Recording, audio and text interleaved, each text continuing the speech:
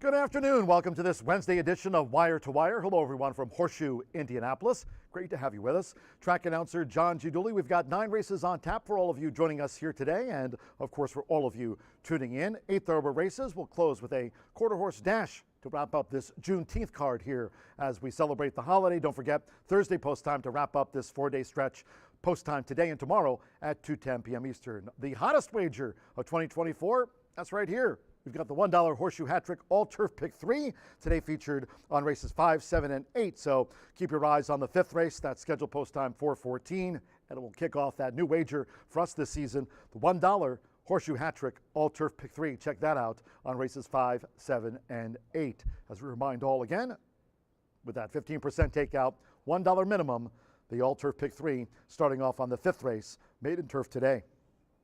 Turf course firm, rail of 30 this race week, a fast main track under hazy sunshine. Temperature-wise, we're in the 90s, so do stay hydrated if you're joining us here at the track. But for the official race day forecast, let's go to the source, our source on Wire to Wire. Checking in right now with WRTV6's Todd Clausen. Todd, another warm one on tap. From Indy's streaming news leader, this is a WRTV update.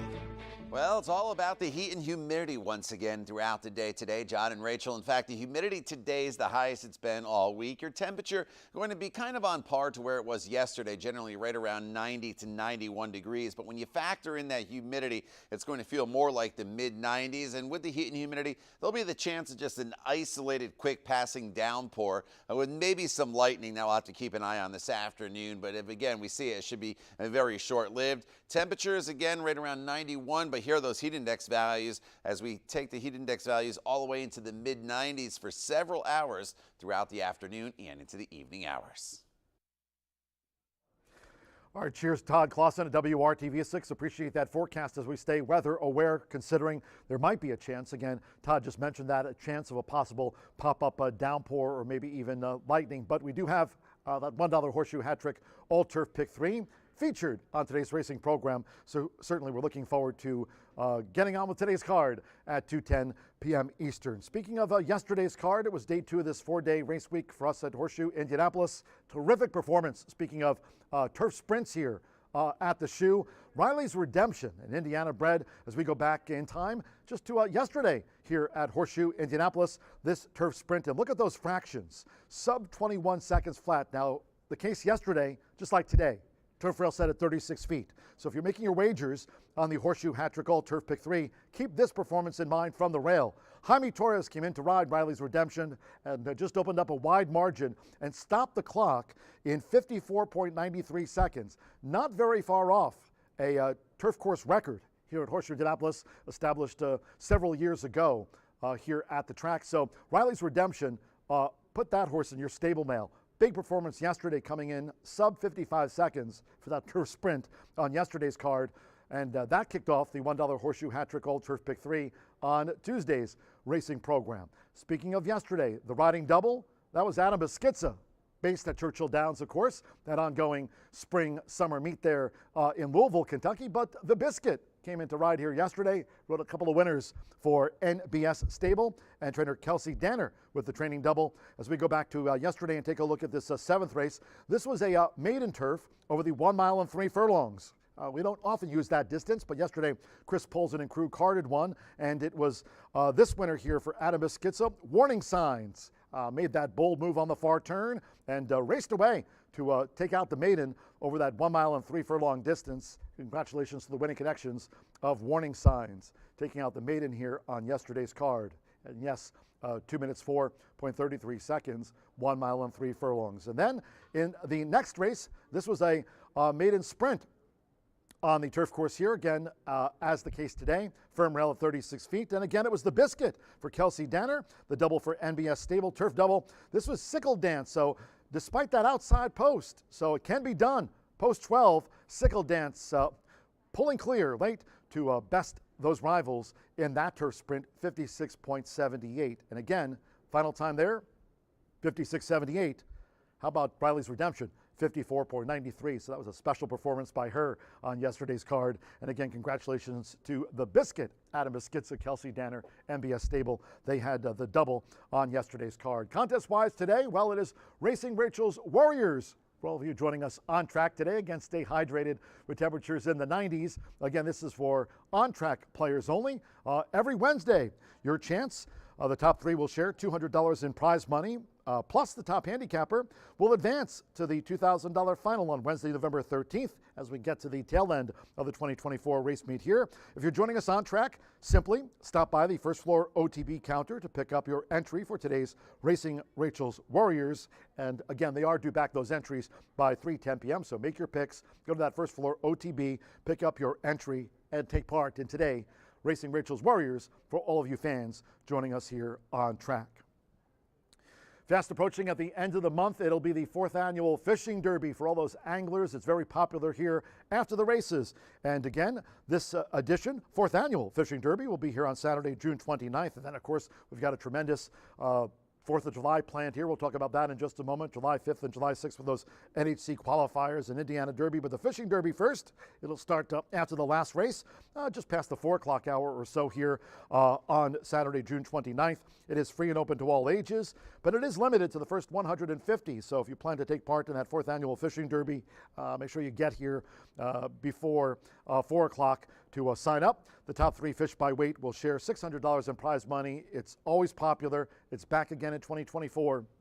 The Fishing Derby here at Horseshoe Indianapolis. And then I mentioned, of course, the 4th of July, and it'll be an explosive one, as especially the fact that the announcer at Gulfstream Park, Pete Aiello, will be joining us here in a battle of the big mouths, as billed by Pete and Gabe Pruitt. Of course, Gabe so active with broadcasting there among the standardbreds, and Pete, the longtime voice of Gulfstream Park. Of course, you've heard Pete call the Pegasus World Cup and the Pegasus World Cup Turf Invitational. Well, they'll be squaring it out. If you don't know about their history, often Pete and Gabe, former announcer there at the old Pompano Park that closed its doors, but they staged a match race between themselves. They often talk about it on social media. So our Senior Vice President and General Manager Eric Hallstrom decided, let's reach out to Pete and Gabe, bring the two of them here, let them battle on the turf course, battle of the big mouths between Gabe and Pete, and settle the score once and for all. That'll take part here the 4th of July. Looking forward to that at Horseshoe Indianapolis. And then the next day, once we hit next month, it's going to be nonstop action, especially in the early part of July. We mentioned that battle of the big mouths. And then tournament players. It's the NHC qualifiers here on July 5th. That's the Friday on Indiana Derby Eve. And on Saturday, July 6th.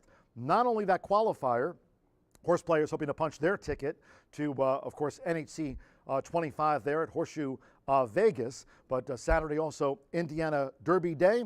Spots are filling up, so do call Beth as soon as possible. There's one more NHC qualifier, by the way.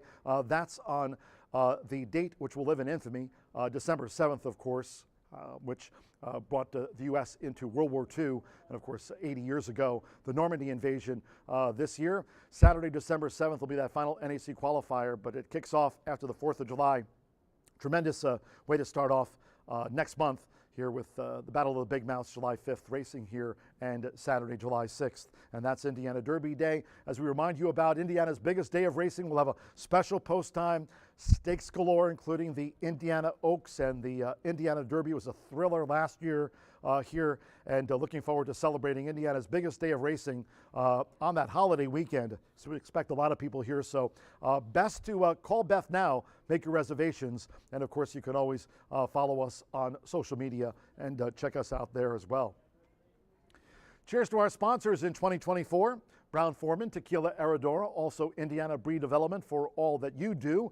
A new sponsor this year of the Winner's Circle, that is Murphy Trailer Sales. Cheers to them. You can reach out to Murphy Trailer Sales at the number you see on your screen, 765-361-8803. Terrific customer service and loyalty since 1984. We thank them for sponsoring the Winner's Circle here this season at the Shoe.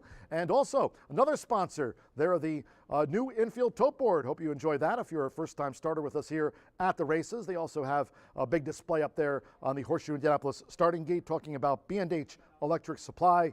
You can follow them on the web at bh-electric.com. Also locations around Indiana. Cheers to B&H Electric Supply. They are our tote board sponsor for 2024.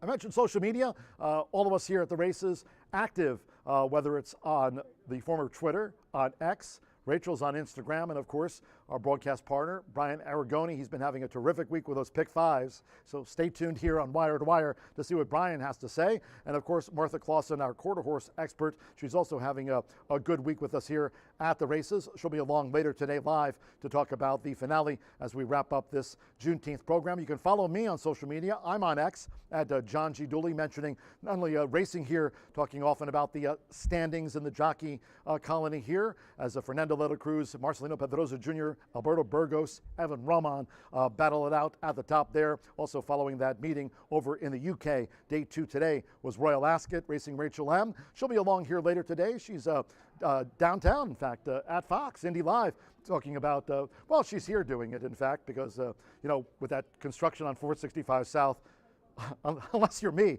who the heck wants to go downtown? IG at Racing Rachel M. Brian Aragoni at Mr. B Analyst, and of course TrackWise. You can follow us at HS Indy Racing on Instagram at Horseshoe Indy. Subscribe to our YouTube channel at Horseshoe Indianapolis Racing. And by the way, just living downtown, there's so much excitement down there with USA Swimming and all the trials taking part with that pool at Lucas Oil Stadium. And of course, last night driving home through a lot of traffic, the Indianapolis Indians were playing at Victory Field. What a great place to watch a AAA ball game. So a lot of excitement downtown, a lot of excitement here, not only this month, but of course I mentioned next month with the Battle of the Big Mouths between the voice of Gulfstream Park and the Pegasus World Cup. Pete Aiello, Gabe Pruitt, so active there with harness racing around the United States. They'll be here on the 4th of July for that explosive Battle of the Big Mouths, and also July 5th, NEC qualifiers and Indiana Derby Day here, Indiana Oaks, that on Saturday, July 6th. Today, again, we're staying weather aware right now. That hazy sunshine, temperature-wise in the 90s, main track fast, turf course firm. That turf rail remains set at 36 feet. And again, after yesterday's performance by Riley's Redemption in 54.93 seconds, we'll see what today's turf races have in store for the $1 Horseshoe Hat Trick All Turf Pick 3. What we know we have in store for you next. Stay tuned. Quick commercial break. And when we return to Wire, you'll be joined by racing analyst Brian Aragoni, hoping to hit yet another Pick 5 this week here at Horseshoe Indianapolis. Back with B right after this.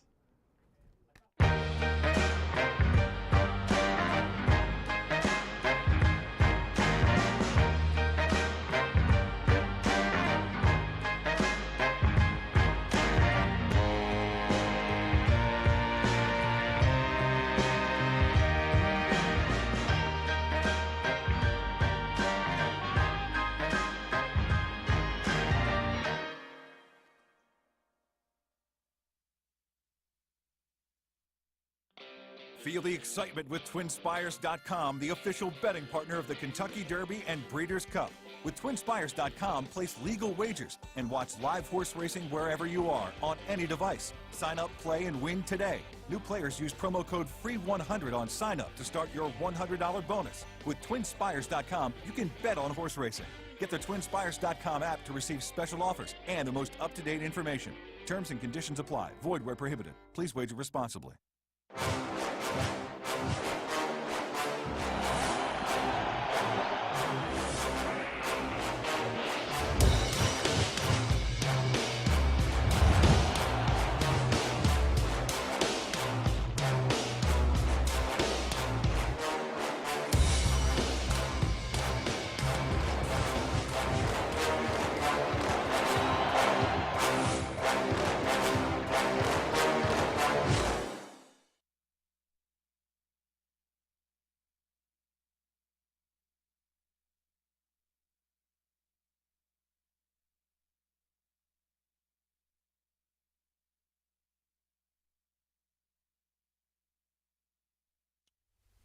Great job by Mr. John G. Dooley, one of the best in the business, if not the best in the business, taken through wire to wire in a solo act, but still delivering all the necessary information, even talking about downtown with the swimming trials, the Olympic trials, traffic.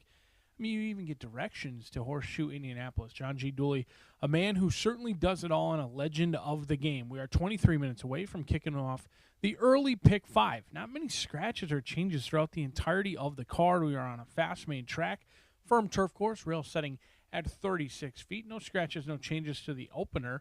And I happen to agree with the money in here. How's your attitude? Currently even money on the board. Going to be a single for me. John Ennis teaming up with Welch Racing in here. This is a horse who was in a good spot, but I thought had traffic trouble in the lane last time out. Honeyquist, one that I think highly of as well.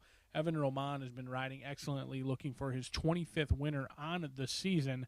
I think the money's spot on in here. I was hopeful that Air Cav would take some more money, but has not, at least at this point, 8-5 right now. How's your attitude? Currently, even money as the bettors have keyed in on those two. And I'm going to take the John Ennis trainee, a 3-year-old colt by Street Sense. Going to be a single for me. We'll know right away how the day is bound to go with a single in the opener. Race number 2, the Sid Challenging race in here. $5,000 claimers all looking for their first career victory. As you can tell based on my ticket, I trust no one, especially at this lower class level. Non-winners of 2, many of them tried, some longer than others, to break through the maiden ranks, and then others have been stuck at the non-winners of 2 level for some time, including Cog, who's 1 for 26, and in my opinion looks like the best horse in the race, but I'm untrustworthy. We'll spread out in race number 2. Race number 3, we're going to stretch it out, kick it off right in front of the winner's circle where they all hope to end. 1 mile on the main track. Again, no scratches, no changes. We're going to go 2, 4, and 5 in this spot. I do think Stupendous is the horse to potentially beat, but Ticket to Fly is the horse to bet. 10-1 morning line. Jeff Greenhill gets Fernando de la Cruz. He doesn't bother very often with leading riders unless he believes that he is live, and he's tapped on Fernando de la Cruz's shoulder 4 times this meet. They've won 2 of them, and the return on investment's over $6. 10-1. Happen to like that horse to go back-to-back quite a bit in race number 3. Race number 4, maiden special weight, 5.5 furlongs. Again, no scratches, no changes. Excuse me. Amazing that John G. Dooley can go through it a solo act without ever needing a water break by any means. 1, 3, 5, and 7 for me. Another spread race in here. I think this pick 5 could pay dividends. In race number 5, we'll be on the turf course for the first time of the day. On the firm turf course in this spot. 2, 3, and 5 for me. All horses trying the turf for the very first time, but the breeding is immaculate on all of them. Holiday City, the dam was all turf. Molly's Little Lou, the dam made $100,000 and was 4 for 11 as a stakes winner on the turf. And then Ghost of Danzig, the siblings are all 6-figure earners on the turf course. 3 horses trying something for the first time, and I think they all move up on the sod today. 20 minutes away from the opener, it's John G. Dooley and Brian Aragoni holding down the fort. Miss Rachel will join us a little bit later on in the card, and we are fast and firm on a Wednesday at Horseshoe, Indianapolis.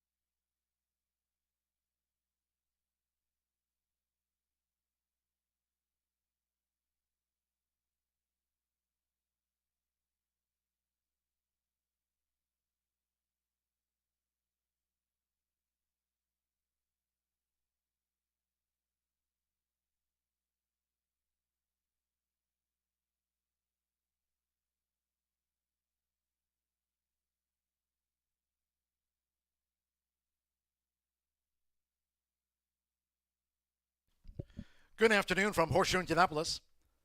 Hello now from the broadcast booth. Again, great to have you with us. Track announcer John G. Dooley. 9 races on tap.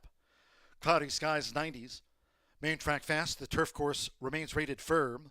Turf rail this week set at 36 feet fast and firm. If you have your programs close by, let's take a look at the changes and corrections on today's racing program. Opening sprint starts the 50-cent early pick 5. In the 210 opener, no scratches. Number 8, Jeremy's Jetta jockey change to Oscar Villarreal. The weight's okay. Oscar Villarreal rides number 8, Jeremy's Jet. In the second race sprint, starts the 50-cent early pick 4. There are no changes, all 7 run. No changes in race 2. Third race, Carter for the mile. And in the third, scheduled at 3:12, there are no changes. Noting the fourth race, maiden 3-year-old filly sprint starts, the 50-cent late fire 5, no carryovers on today's Juneteenth card, and no changes in the fourth race maiden. The fifth race, maiden turf starts, the $1 Horseshoe Hat-Trick Gold Turf Pick 3 on races 5, 7, and 8. New wager this year, Horseshoe Hat-Trick Gold Turf Pick 3 starts here with the maiden turf, scheduled at 4:14. Scratch the also eligible. Number 9, Magic in Motion, was entered as a main track only. Turf firm, scratch the number 9. No jockey changes. Number 4, Pretty on the Prairie, 3 pounds over. Maiden turf starts the $1 Horseshoe Hat-Trick, all turf pick 3. From the 6th race sprint, take out number 5, Rigoberto.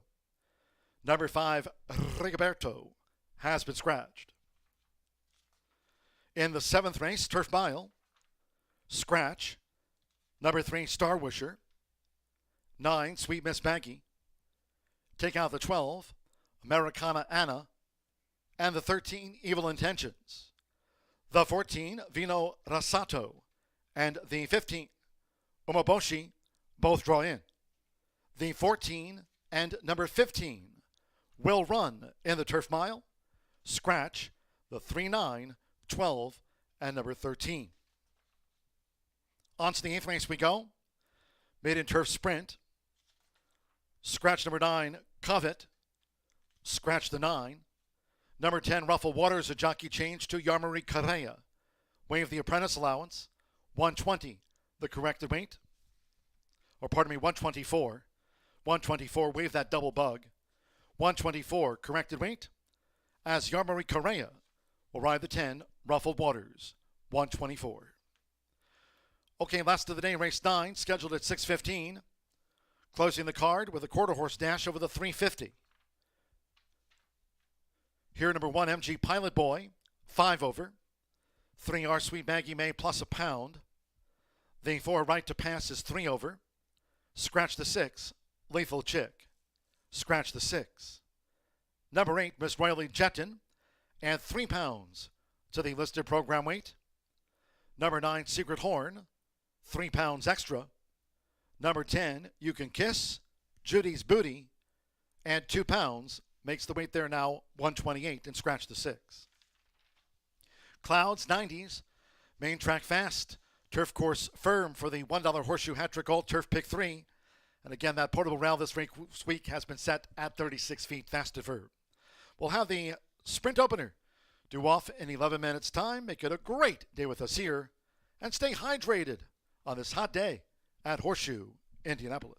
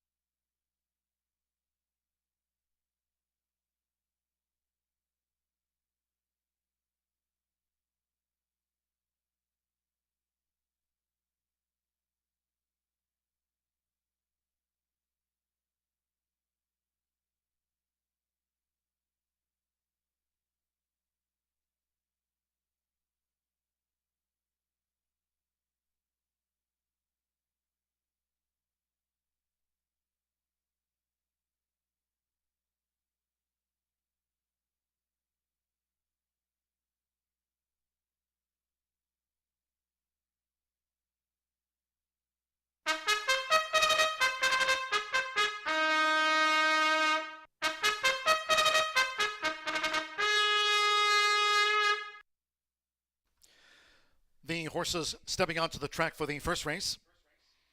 Kicking off the card with an allowance sprint over the 5.5 furlongs, a field of 8. Number 8, Jeremy's Jetta, jockey change to apprentice Oscar Villarreal. The weight's okay. Double bug 115, Oscar Villarreal. Rides 8, Jeremy's Jet. Race 1 features exacta, trifecta, superfecta. Sprint starts, rolling doubles, pick 3s, and the 50-cent early pick 5. Main track fast if you're just joining turf course firm rail at 36 feet and nearing post time.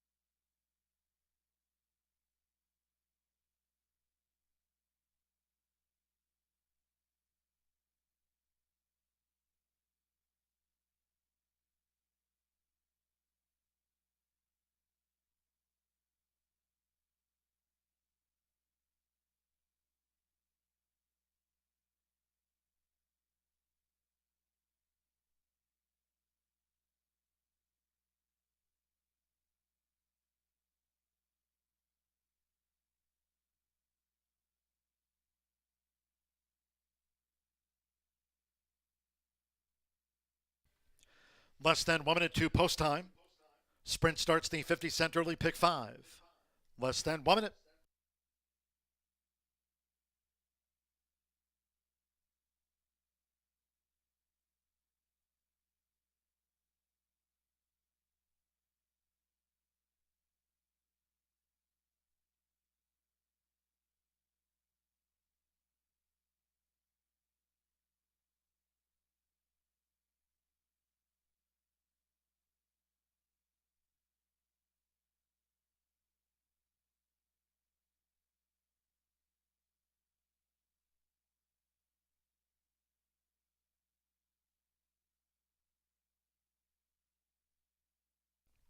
The horses are approaching the starting gate.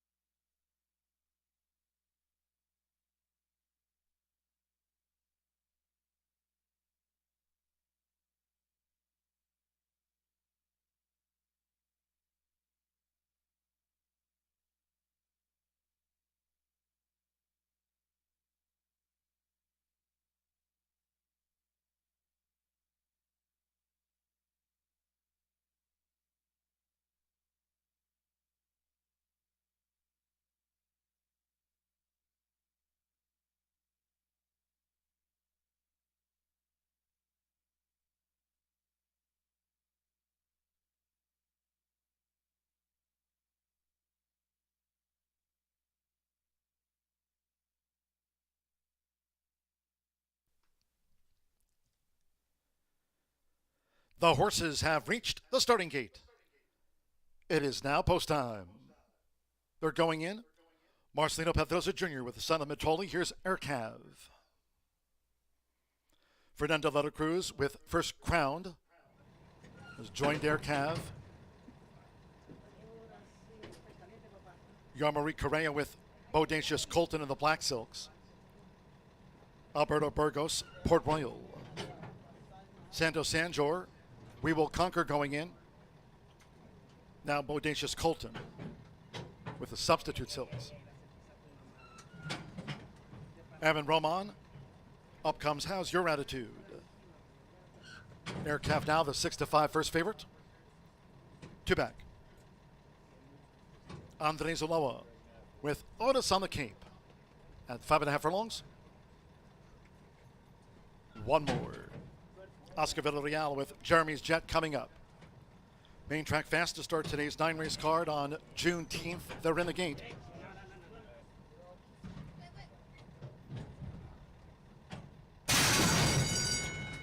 Running out Horseshoe Indianapolis. First Crowned out to a lightning quick start. Otis on the Cape in the light blue cap. How's Your Attitude comes through with a bid. Jeremy's Jet up on the far outside. With Port Royal between horses. Aircav black with the gold chevrons is 6 lengths off of Otis on the Cape, who leads the dash past the half-mile pole. We Will Conquer running second to last, and Bodacious Colton trails here in the Wednesday opener. The leader, Otis on the Cape, with Andre Zoloa. The quarter for Otis on the Cape, 22.32 seconds, inside 3 furlongs to go. Otis on the Cape in front. How's Your Attitude with Jeremy's Jet? And in between horses, First Crowned, Port Royal is stoking up 5 wide with Aircav looking for a gap. And here's Aircav, who moves up now, one switched out. We Will Conquer. We trail back to Bodacious Colton. They're coming down to the final furlong. How's Your Attitude is in front here by 3.5 to a charging Aircav. Port Royal closing on the outside, and We Will Conquer belatedly between horses. They come past the 16th with Evan Roman. How's Your Attitude? Chased on by Aircav and Port Royal. How's Your Attitude? By 3/4 length to Aircav. Port Royal third. We Will Conquer finish fourth.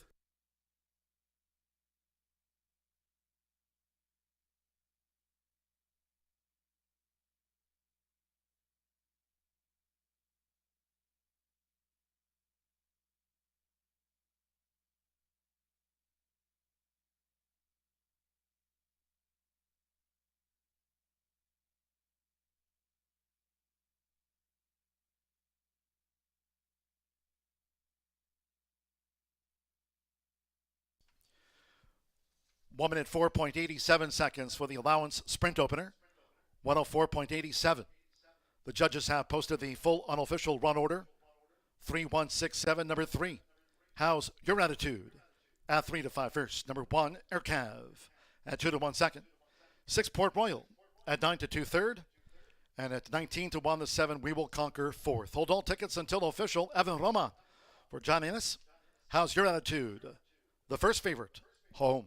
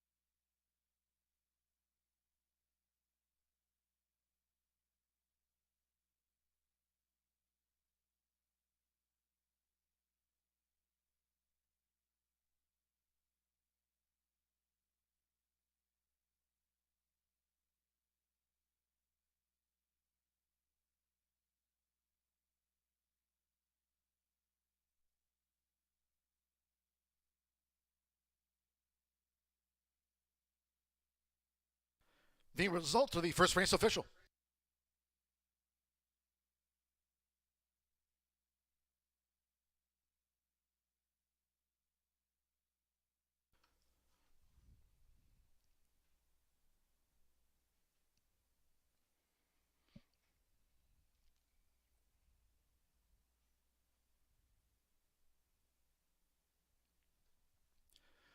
Returning to the Murphy Trailer Sales Winner Circle, the 3, How's Your Attitude with Evan Roman.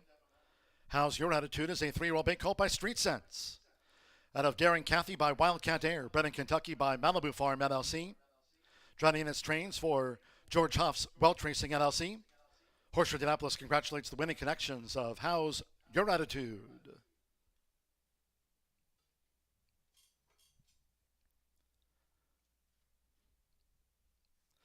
First results in. 3-1 Exacta paid $8.20. The 50-cent trifecta, 3-1-6, $4.85. We Will Conquer ran fourth, 10-cent superfecta, 3-1-6-7, returned $3.46. In the allowance sprint opener, the favorite, first. All they ran, 1 minute 4.87 seconds. Second race sprint, there are no changes, all 7 run. No changes, Exacta, trifecta, superfecta. Double pick 3, start to the 50-cent early pick 4. Post time in 17 minutes at 2:37. In all cases, please do try to make your selections. And Horseshoe Indianapolis wagers today on Juneteenth early. Thank you. Coming up in just a moment, our first replay of the day. Hope you had a bet on How's Your Attitude.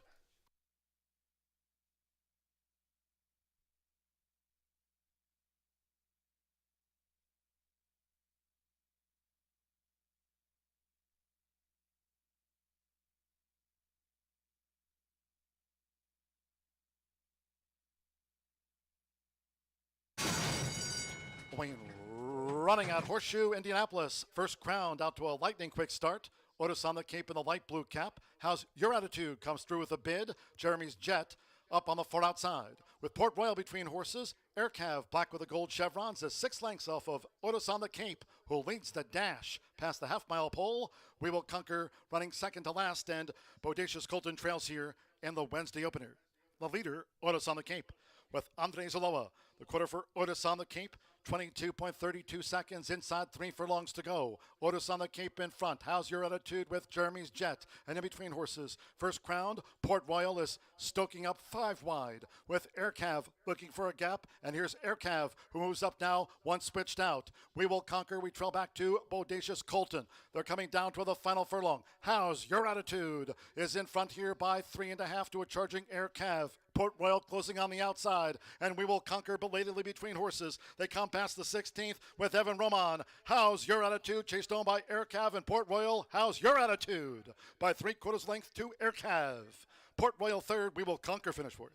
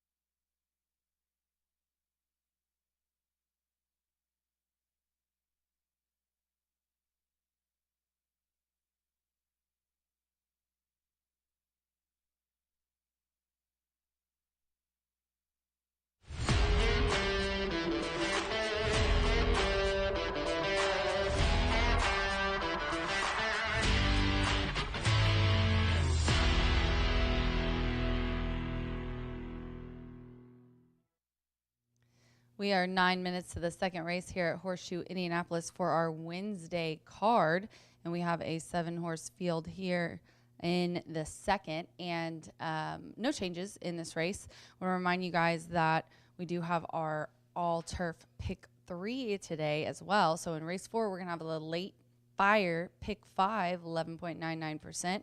And in race 5, we are going to kick off that all-turf pick 3 as well, starting in race 5 and then going to the 7th and 8th races today. The third race, we do have a heavy favorite. I'm sorry, the second race, we have a heavy favorite. The DRF Formulator projected odds have this one going off at 4 to 5. Right now it's 3 to 2. Try to find maybe a little bit of value underneath that. But the one, Ship, Captain, and Crew, is my top selection as well. Marcelino Pedroza is aboard for Gennaro Garcia. And we know Gennaro is our leading trainer. He won the title last year as well. And this one actually, he has high percentages and everything. For the entire meet, it's 25% win clip, 54% the money. I was just talking about it last night. Gennaro has a lot of horses, and he knows where to put them and how they're going to run. But specifically to this race, this horse is coming from a claiming for 15 to the bottom level, claiming for 5. We've got a bottom level claimer, 6 furlongs, and he's 28% when he drops his horses down 2+ classes. Plus, he's 21% in claiming ranks. This one ran second versus Tougher last time. In that claiming for 15, they tried a allowance after a maiden breaking win, maiden claiming for 15, 3 back, put up a 72 Brisnet speed figure. These aren't a lot of speedy horses, but 72 seems to be the best one for the 1 and the 5. And winning, tried an allowance, didn't work, dropped down to claiming for 15, got second. We're trying to get a win. We're going to drop it down even more. Obviously, like Sturt Sprints, has done well, couple seconds here, but the specific distance of 6, I think probably likes 5.5 a little bit better. I know that doesn't seem like a big difference, but again, another thing that horses are particular, and 5.5 might have been suited, but I do think in this group, Ship, Captain, and Crew is the standout, so I'm going to put it on top. And then another one dropping down from a claiming for 15 who ran in the exact same race as the one and ended up getting 5th in that. What is off to the races? We see a beautiful gray gelding here. Alexis Centeno is aboard for James Watkins. Now, I did have to look James up, and he's 22% claiming ranks as well. This one is dropping down from claiming for 15 to claiming for 5. I think the early speed is going to benefit off to the races. He seems to, in the last few, be right there and broke the maiden back on April 24th at a nickel. So now we are with winners and, again, in a claiming for 5. And then I'm going to round it out with Elusive Warrior, the 5. 2's 3 to 1, and the 5, 6 to 1. Elusive Warrior, Santos Sanger aboard for Tony Duran. Katie and Tony both own and train this one, bred by Euclid Racing Stables. This one's probably going to press the pace. It should sit right off the leader, which has been the case in most of its races. Now, last time did go to the lead and ended up getting 6th. Again, that was in a claiming for 15, and it was a route. It was a 1.70 miles. We're going back down to sprint distance, and this is another one on April 23rd at 5.5. In a claiming for 15, put up a 72 Brisnet speed figure, and it ended up 3rd. In the first place and second place finishers out of that race came back to win as well. This is the 4th start for this one for 2024, and I think returning to sprint and dropping down, pressing the pace might help. Don't see that there's a ton of early speed in here besides my first 2 selections, the 1 and the 2. So, Elusive Warrior's definitely got a shot if this sets up the way he wants to be able to sit back off the leaders. 1, 2, 5 here for me in the second race at Horseshoe Indianapolis. We're just 5 minutes to post. Remember, it is really hot here in central Indiana, so we are keeping them in the shade and in the paddock as long as we can. So we'll get them out and onto the track momentarily. Good luck.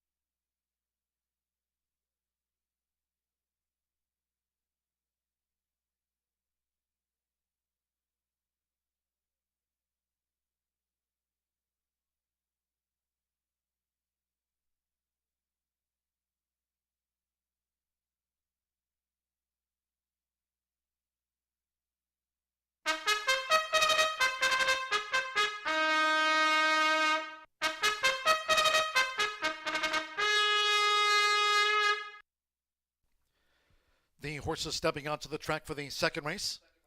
This sprint carded at 6 furlongs, a field of 7. All 7 run, there are no changes. Exacta, trifecta, superfecta, double, pick 3, 50-cent early pick 4 start, fast and firm.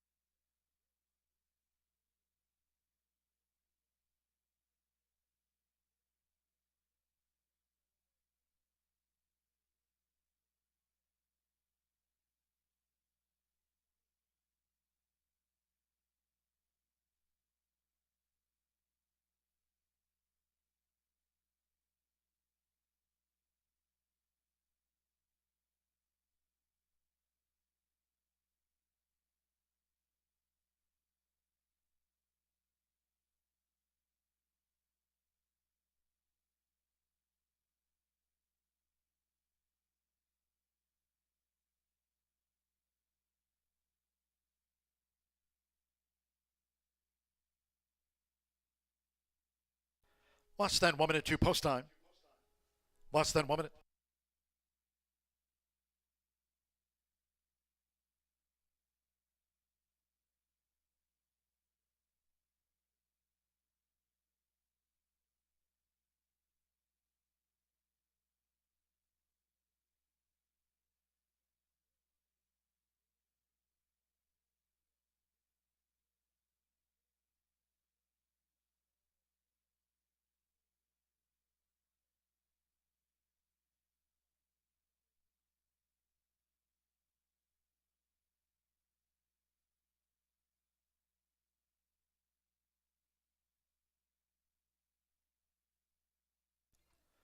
The horses are approaching the starting gate.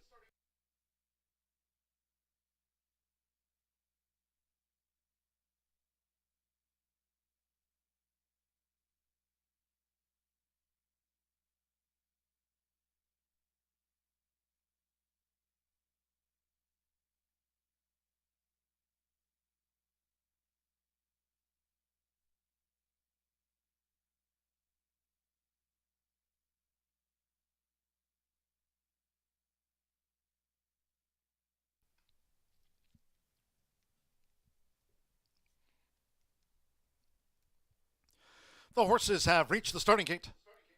It is now post time. Loading in front of starter Ray Kuick. Eva Money favorite, ship captain and crew, Marcelino Pedroza Jr. for Gennaro Garcia. Now to Sean Parker with Big Anchor. Alexis Santana with Off to the Races. Santos Sanjor, Elusive Warrior loading.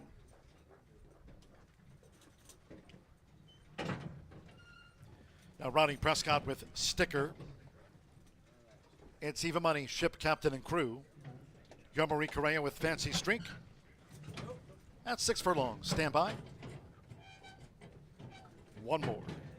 Up comes Cog. Evan Roman riding for the early double. seconds of the day from Horseshoe Indianapolis.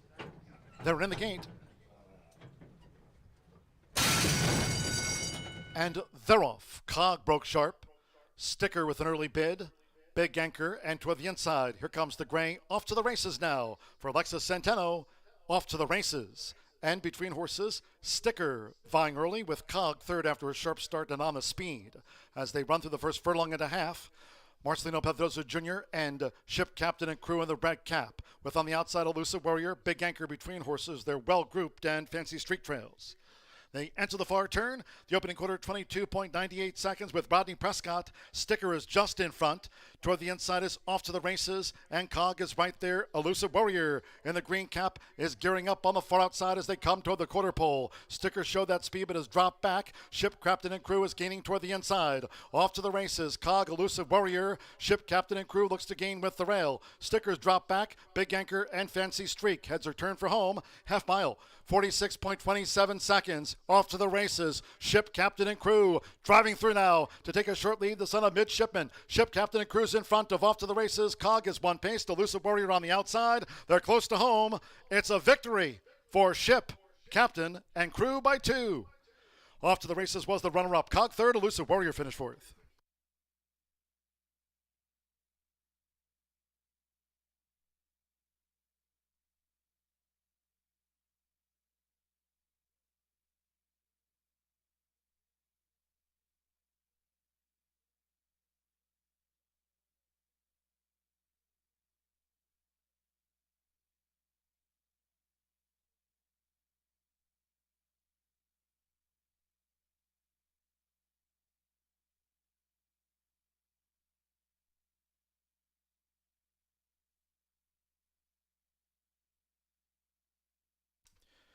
Won 12.59 after the sprint. The judges have posted the full unofficial run order to race 2, 12751. Ship Captain and Crew at 4 to 5 first. 2 off to the races. At 6 to 1 was second. Number 7, Cog, 5 to 1 third. And at 5 to 2, number 5, Elusive Warrior, fourth. 1275, hold all until official. Another favorite home. Here at 4 to 5, Marcelino Pedrosa Jr. on the son of Midshipman for Gennaro Garcia. Southwest Racing Stables, Bruce and Lori Murphy. A second win this meet for Ship Captain and Crew.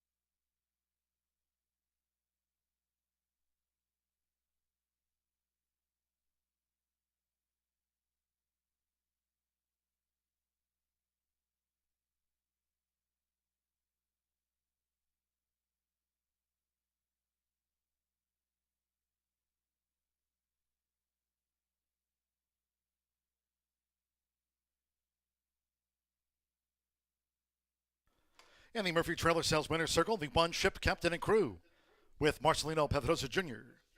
Ship Captain and Crew is a 3-year-old chestnut gelding by Midshipman. Out of Fingers Crossed by Elusive Quality, Brennan, Indiana by Joe R. and Emily Cowles. Racing 4, trainer, Gennaro Garcia, Southwest Racing Stables Incorporated, Bruce Murphy and Lori Murphy. Horseshoe Indianapolis congratulates the winning connections of Ship Captain and Crew. Raises the victory flag at 4 to 5. Results in 1-2 exacta 1840. 50-cent trifecta 127, $15.35. Favorites swept a 3-1 double for $7.40.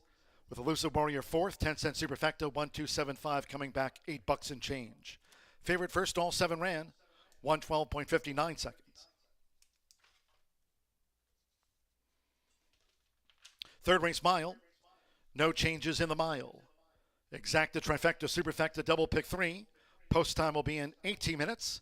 Revised post time now set for 3:07.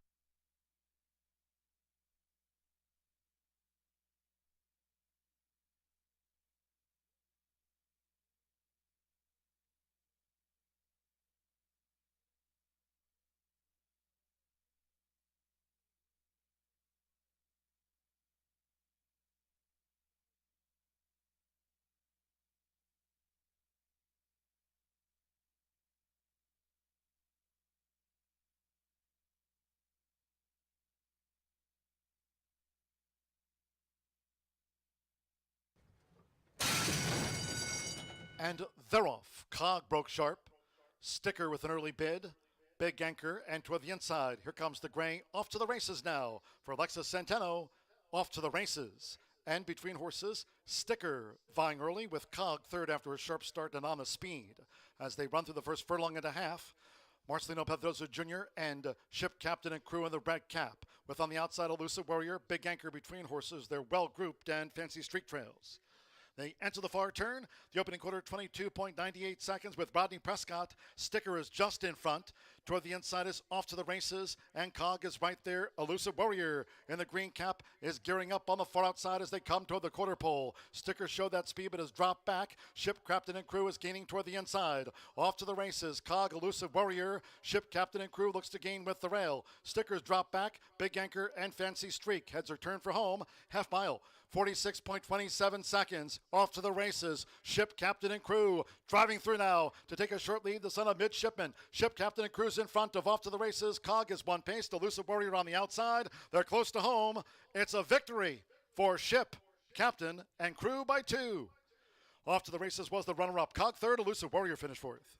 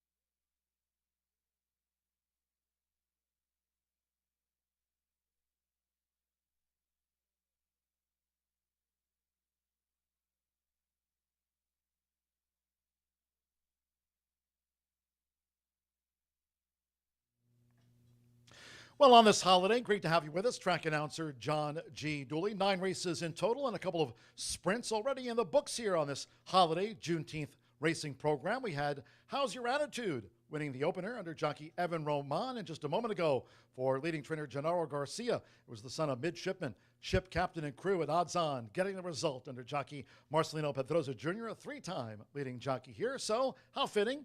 A couple of jockeys already on the Wednesday score sheet and today's edition of Dooley's Data. Let's take a look at some of the top riders here this season as we talk about multiple win days for the jockeys here competing in 2024. So a total of 17 jockeys, in fact, have had multiple win days in the first 36 days of racing. And again, already today, Evan Roman and Marcelino Pedroza Jr. on the score sheet on the holiday. Speaking of, 3-time champion here, Marcelino Pedroza Jr. and Fernando de la Cruz, who now ranks as the all-time winningest jockey here. Marcelino and Fernando have each had 6 doubles to date as we enter this holiday racing program. Evan Roman, I mentioned Evan, joining us here this season. Had a lot of success there in Northern California, of course. Now with Golden Gate Fields closed, a lot of jockeys, not only this year but seasons past, switching their tack to other venues. Evan won the opener with How's Your Attitude. Evan has had 4 multiple win days thus far at the meet. And Fernando de la Cruz and Evan Roman are the only 2 jockeys to have scored riding triples here this season as we go into this 36th racing day of 2024. Fast and firm later today, the start to the $1 Horseshoe Hat-Trick All-Turf Pick 3, that wager that has taken the nation by storm. Turf course here firm around the 36 feet in a fast main track. Good luck with all of your wagers the rest of the day on Juneteenth.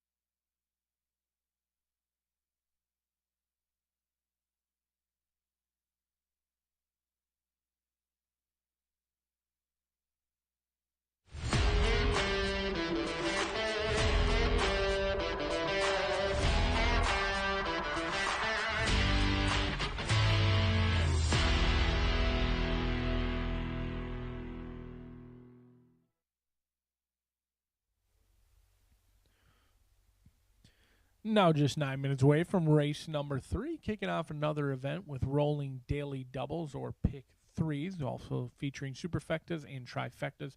No scratches, no changes, a common theme throughout the day here at Horseshoe Indianapolis, one that we are certainly very appreciative of on a beautiful Wednesday in Shelbyville, Indiana. Let's take a look at race number 3, claiming 12,500, going a route of ground of 1 mile over the fast main track. I happen to like a little bit of a price in here. On your screen now is the good-looking 3-year-old filly by Air Force Blue. They call her Ticket to Fly, and hopefully she can upset the apple cart in here. 10-1 morning line, currently on the board at 7-2. Projections have her going off somewhere around 6-1. She's 1 for 7 lifetime. She really put it all together last time out. It was her second time on the main track, but both starts on the main track, despite not a wow factor by any means in the Beyer speed figure department. She was only beaten by less than a length on debut at the maiden special weight level, and then last time out she beat a group of off-turf horses, dominating. Went off at 3-1, really ran like a 1-5. And this was a horse that, despite the slow time, I thought was really accelerating well in the lane, finished full of run. Her ears were up at the wire. It seemed like certainly a happy filly who appreciated being back on the dirt, maybe didn't take to that synthetic over at Turfway Park. She does have to take on winners for the first time, which is always a tall task. But as you heard in Dooley's data, Fernando de la Cruz has been red hot. He's having himself an excellent meet. He looks to establish himself amongst one of the leading riders in that room, as he has done so with 27 winners on the meet so far. Ticket to Fly hasn't been seen since May 7th, but we have routinely seen horses off 6-week rest doing very well, 7-2 on the board. The 2 is Stupendous, breaking down near the inside. The 5-year-old mare is certainly light in the win category. She may be a little bit camera shy at 1 for 21 with 3 second and third place finishes. Do note, Carmona aboard. We welcomed him yesterday to the Jocks room. He ships his tech in over from the fairgrounds. The guy who got his start over on the West Coast, shipped up to Canterbury, and then down at the fairgrounds, certainly expecting big things from him. He does carry a 7-pound weight allowance in here as he takes over from fellow rider Kalea, who also carried the 7-pound weight allowance. Stupendous is a horse who ran in a similar race to the top selection, an off-turf event, rode the rail in the pocket on the backside, was in a good spot, did try and sneak through on the inside, ultimately got shut off on the inside, had to shift outside, and that was probably the difference between winning and losing that day. They did go off at 2-1. They closed very well, but that was really one of the first times that Stupendous has been super competitive on the main track. We'll see if they can put together back-to-back performances for the first time in the career. Currently on the board is your clear second choice at 5-2. The 4 is By Car Betty. Alberto Burgos and John Herron trying to team up in here. Both of them winning at 16% in their own respects. A 4-year-old filly by Prayer for Relief, who's 1 for 17. Another one who is light in the win category. I'm not sure she ultimately wants to go this distance necessarily. They've tried it 8 times. The lone win did come going 1 mile. I thought she was closing in very well last time out. That was going 6 furlongs. She was run off her feet a little bit early on in that race. She closed very well in the lane and did gallop out good. So ultimately somewhere between the 1.70 and 6 furlongs, probably By Car Betty's best distance. But she gets in with her friends in this group. I do think the Indiana bred against open competition deserves a look. Third start off the layoff, another one who's been given plenty of time to rest, a full month. And you can't go wrong with John Herron right now, winning at 16%. When this jockey-trainer combination teams up, they do win at 19%, but the projections show the money's going to come in on Perfectly Wicked, number 6. That's the horse who's bound to go off favored through the first 2 races. You've wanted to be the favorite. I just, Perfectly Wicked, it's a tough person to claim off of. Brittany Russell for $20,000. After 1 start, you're in for $15,000. After 2 starts or going into your second start, you're already in for $12,500.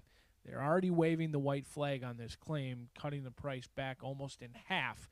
And I do think Brittany Russell is a difficult person to claim off of and certainly move a horse up. But Perfectly Wicked is going to take the action, going to go off favorite in here, and we'll see if favorites win 3 in a row. But I'm banking that they don't, as we are 4 minutes away from the 3rd on a Wednesday at Horseshoe Indianapolis.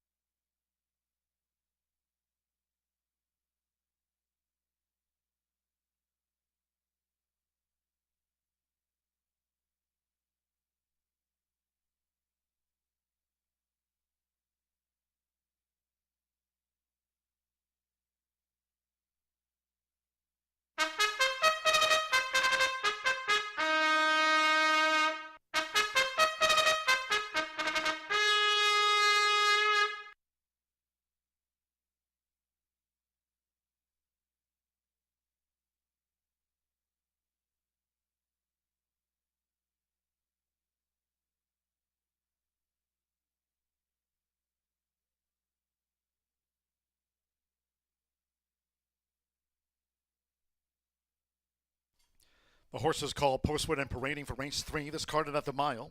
A field of 7, and there are no program changes. No changes here in the mile. Exacta, trifecta, superfecta, double pick 3.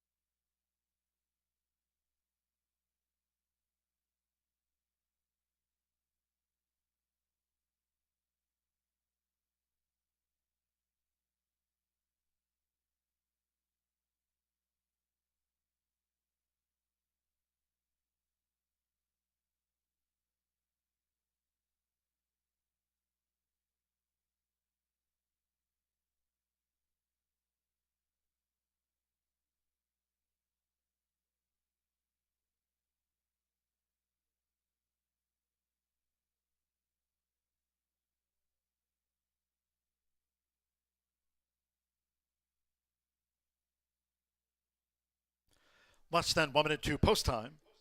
Less than 1 minute.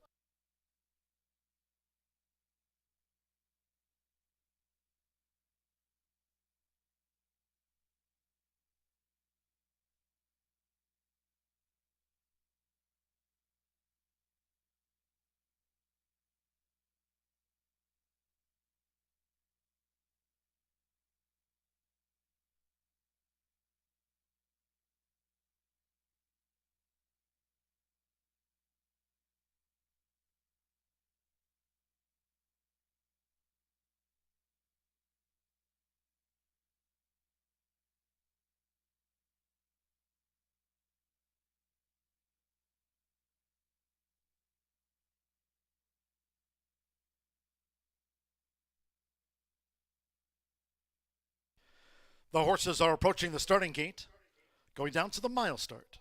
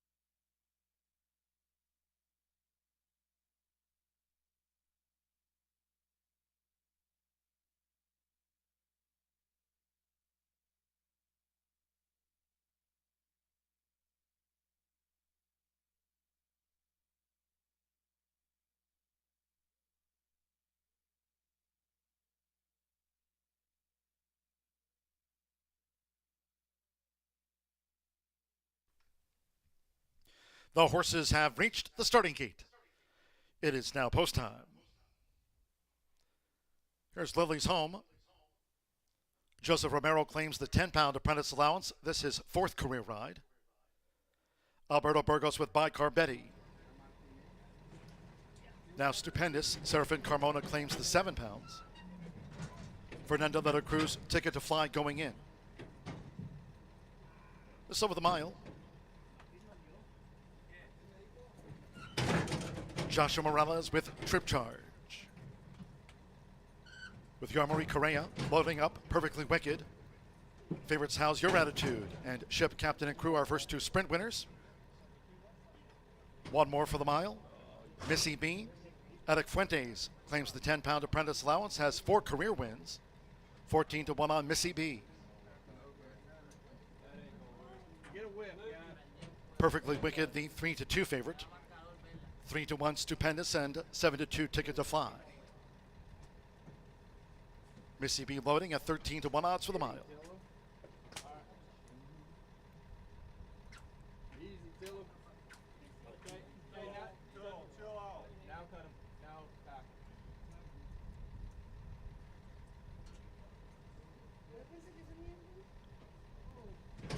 First right here for the apprentice, Eric Fuentes.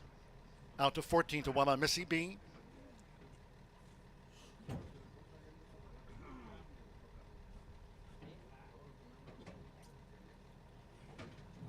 Perfectly Wicked, the 3 to 2 favorite, all in. Ready.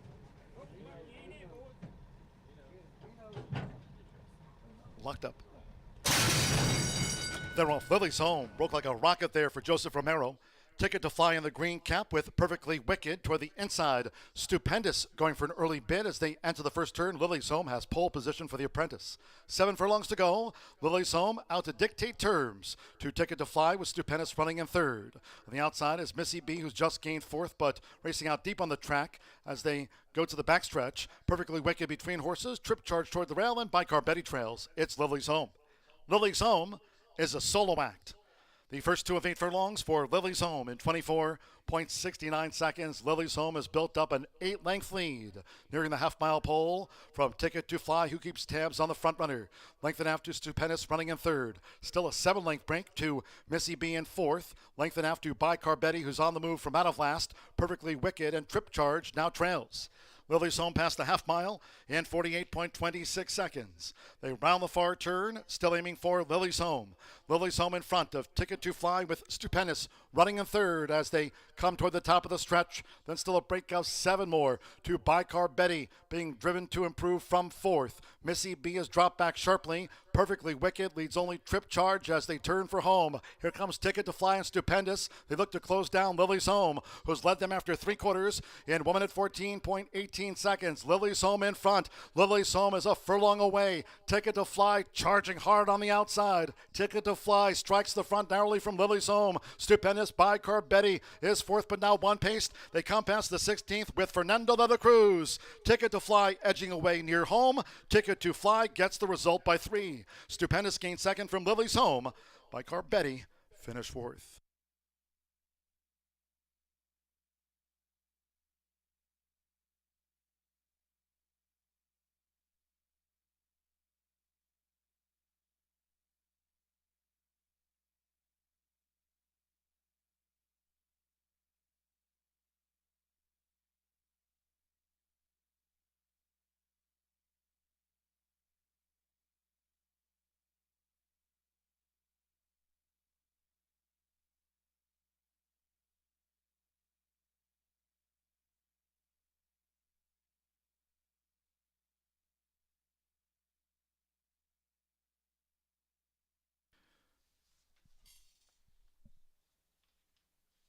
Five, 2, 1, 4. The judges have posted the unofficial run order to race 3 the mile. Number 5, Ticket to Fly at 7 to 2 first. The 2 Stupendous at 3 to 1 second. 1 Lily's Home at 8 to 1 third, and the 4 Bicar Betty at 9 to 2 fourth.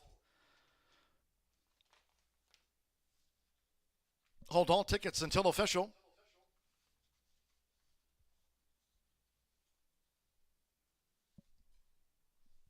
We're standing by for the final time there for the Fillies and Mares Mile. 5-2-1-4, Fernando de la Cruz for Jeffrey Greenhill. The daughter of Air Force Blue, Ticket to Fly, another favorite home.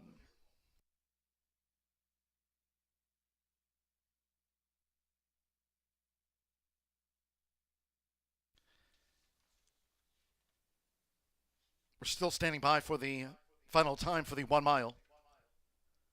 5:2:14.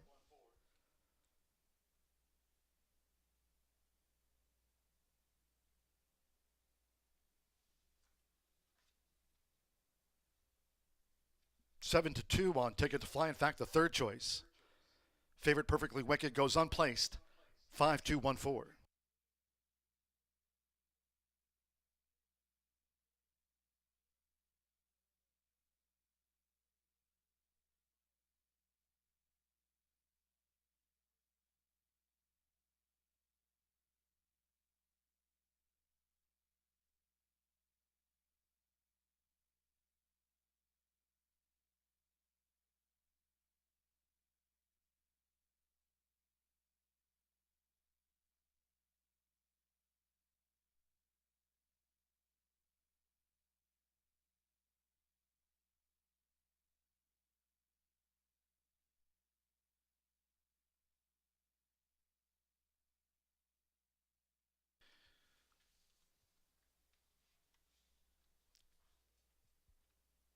So there on the infield video board, we can see the official.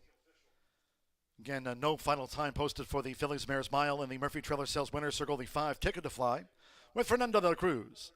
Ticket to Fly is a 3-year-old bay filly by Air Force Blue. Out of Pay the Toll by Reprice, bred in Kentucky by Jeff and Sherry Greenhill. Jeffrey Greenhill trains. Horseshoe Indianapolis congratulates the winning connections of Ticket to Fly, paid 7 to 2.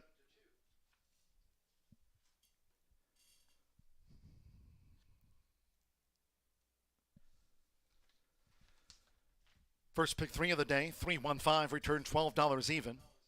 5-2 exacta, $35.60. 50-cent trifecta, 521, $52.50. 1-5 double, $39, and the 10-cent superfecta paid $28.99. By Carbetti ran fourth in the mile.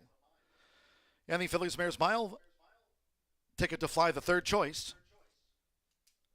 They've posted the mile in 142.44 on the TV. In the fourth race, no changes in the maiden 3-year-old Phillies Sprint. All 8 run. No changes, exacta, trifecta, superfecta. Double pick 3 and starts at the 50-cent late fire 5. Fast and firm post time in 19 minutes at 3:37.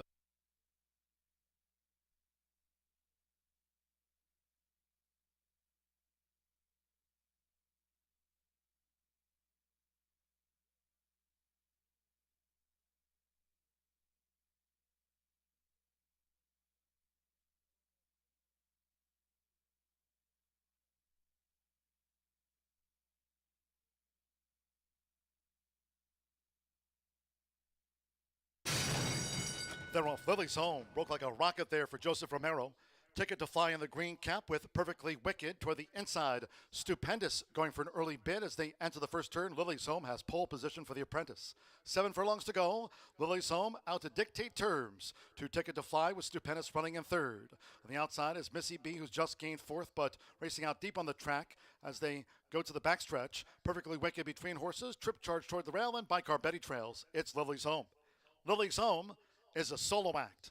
The first 2 of 8 furlongs for Lily's Home in 24.69 seconds. Lily's Home has built up an 8-length lead, nearing the half-mile pole from Ticket to Fly, who keeps tabs on the front runner. Length and a half to Stupendous running in third. Still a 7-length break to Missy B in fourth. Length and a half to By Carbetti, who's on the move from out of last. Perfectly Wicked and Trip Charge now trails. Lily's Home past the half mile in 48.26 seconds. They round the far turn, still aiming for Lily's Home. Lily's Home in front of Ticket to Fly with Stupendous running in third as they come toward the top of the stretch. Then still a break of 7 more to By Carbetti being driven to improve from fourth. Missy B has dropped back sharply. Perfectly Wicked leads only Trip Charge as they turn for home. Here comes Ticket to Fly and Stupendous. They look to close down Lily's Home, who's led them after 3/4 in 1 minute 14.18 seconds. Lily's Home in front. Lily's Home is a furlong away. Ticket to Fly charging hard on the outside. Ticket to Fly strikes the front narrowly from Lily's Home. Stupendous By Carbetti is fourth, but now one paced. They come past the 16th with Fernando de la Cruz. Ticket to Fly edging away near home. Ticket to Fly gets the result by 3. Stupendous gained second from Lily's Home. By Carbetti finished fourth.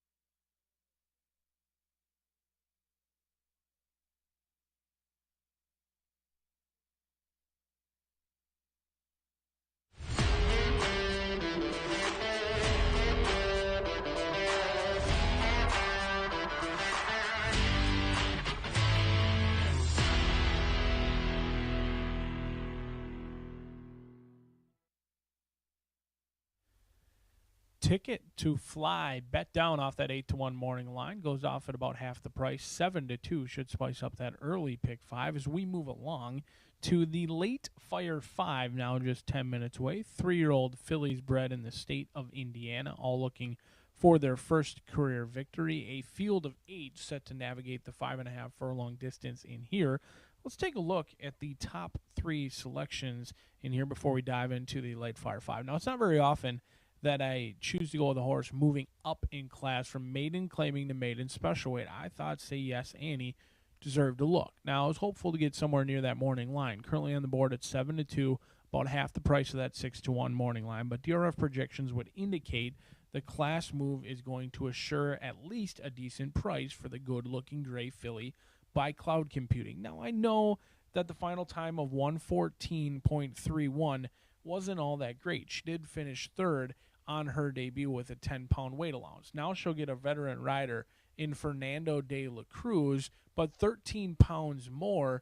Usually I don't pay attention to the weight very often, but 13 pounds now, you could potentially tell a difference despite a 1,100-pound animal in here. Caraway Racing owns this one. Kyle Karamori going to be calling the shots, and I like the confidence after running a good race at the maiden claiming to go up to maiden special weight. I think lightly raced, could continue to improve. Not really concerned about that time last time of 114.31. My notes indicate that all the races were a little bit slower that day. Not sure if we had shorter run-ups or whatnot, but 23, somewhat unbelievable for that first quarter. I think Say Yes Annie deserves a look in here and certainly looks well in the walking ring. The 3 is What About Now. Now, when I was going through, I usually go through top to bottom, and I thought What About Now is going to be the top selection in here for Tim Eggleston. Santos Sanger, this has been a great jockey-trainer combination to follow along this meet. They're winning at almost 20%, and their return on investment over $3. Incredible what these guys have been able to do when they team up. A 3-year-old filly by Congrats, bred in Indiana. Ray Robert owns. Second start off the layoff. I wasn't convinced the race itself was very good. It was won by 3 coats that day, but What About Now ran a huge race, just not sure how strong the race ultimately was. They sat in a clear second behind a long shot winner. 3 coats went on to win at a huge price, and it was a race where the favorite just didn't fire because 3 coats was a long shot. What About Now was 35-1. Today you're going to have to settle for 3-1.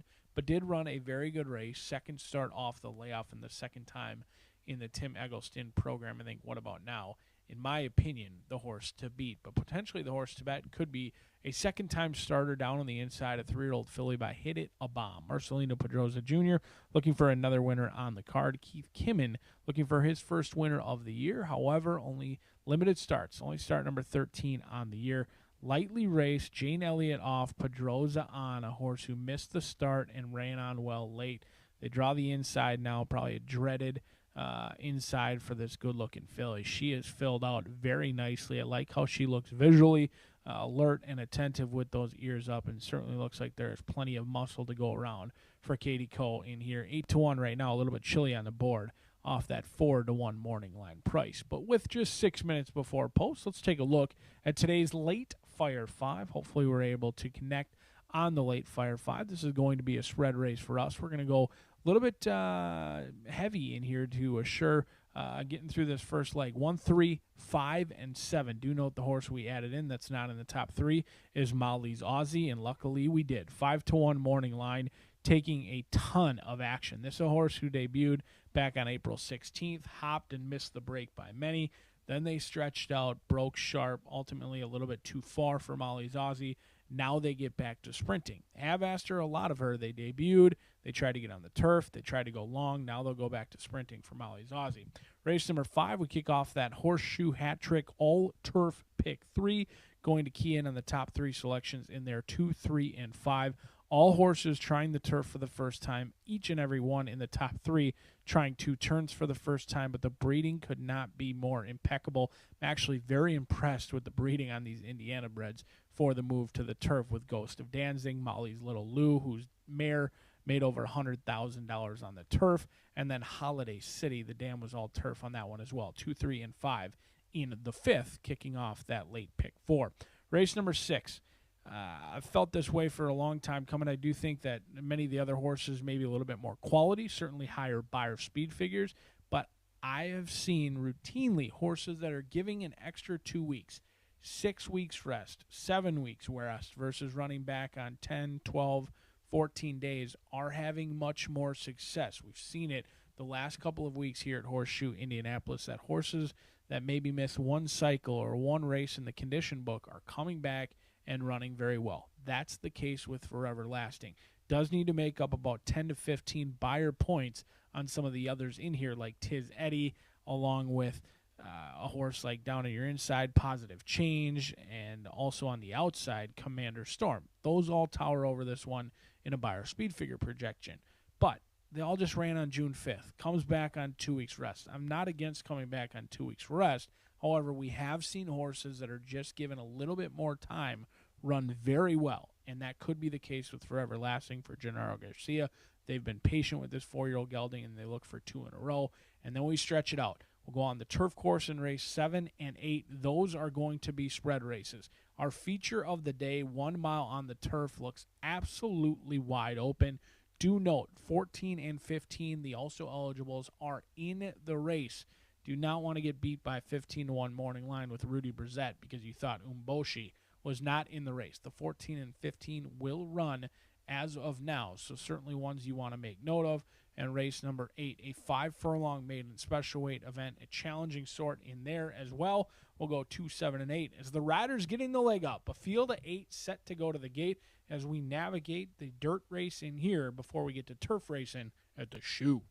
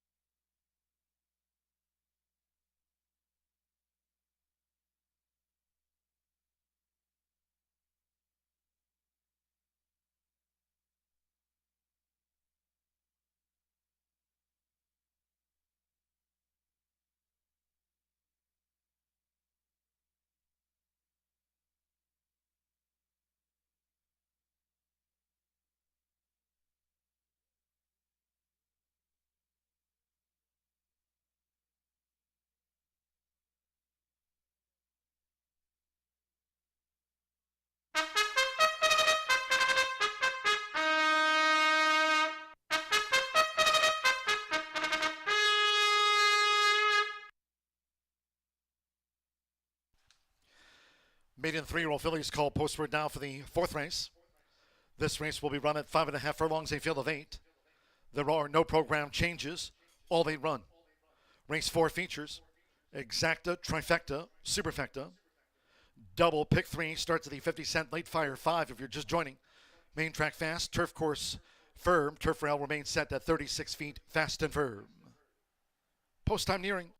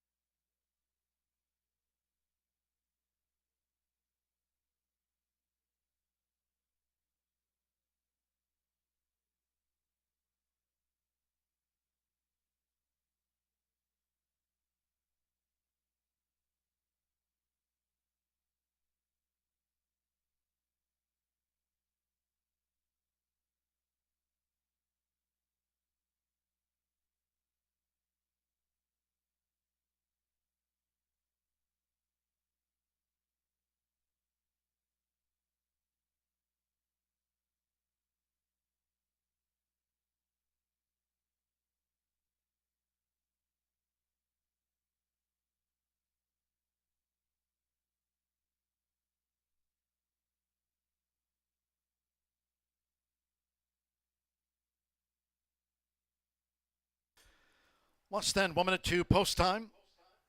Maiden sprint starts, Steam 50 cent, late fire 5. Less than 1 minute.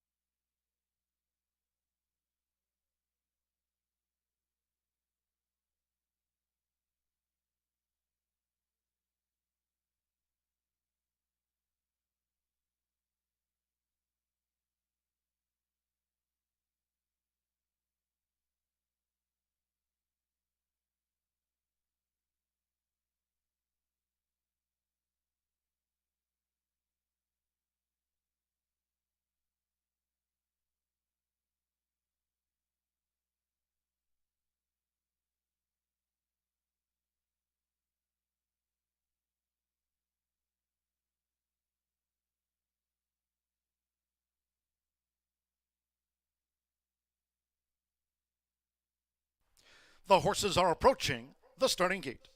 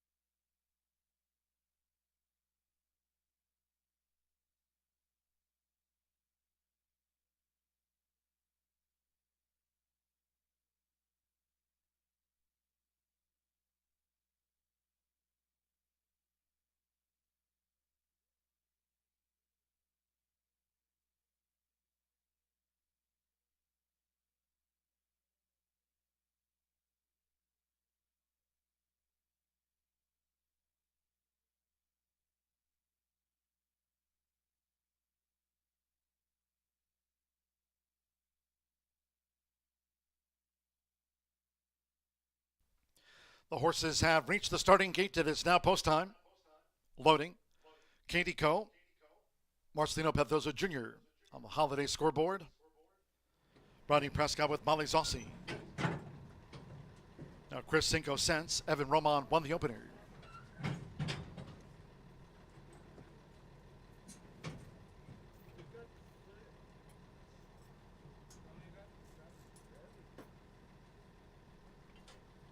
Santos Sanjor, What About Now? 8-5 favorite. What About Now? At 5.5 furlongs here to start the late fire 5. Fast and Firm. Serafin Carmona with Pumping to the Bourbon. Alberto Burgos, Spooner in. Now Say Yes Honey, Fernando de la Cruz riding for a double. One more. Josh Morales, dressed in purple, making her bow at 5.5 furlongs.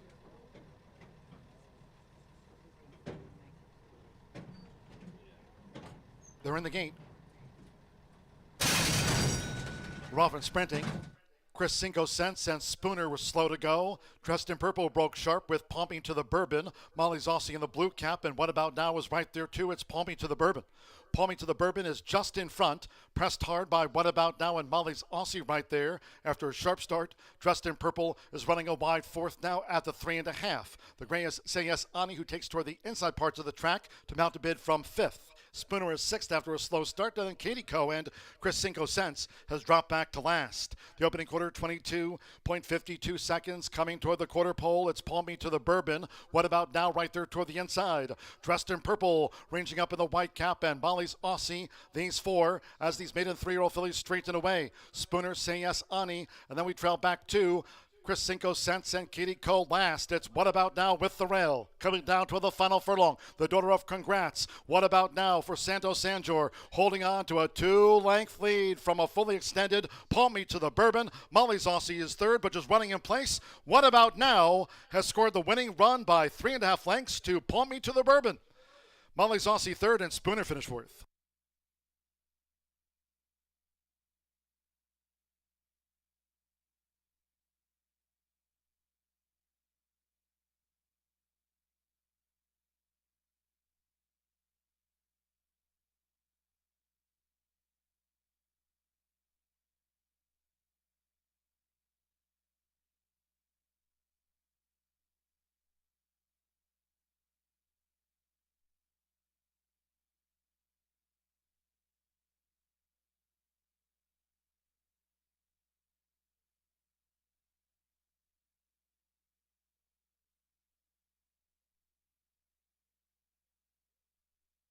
.106.95 after the maiden 3-year-old filly sprint.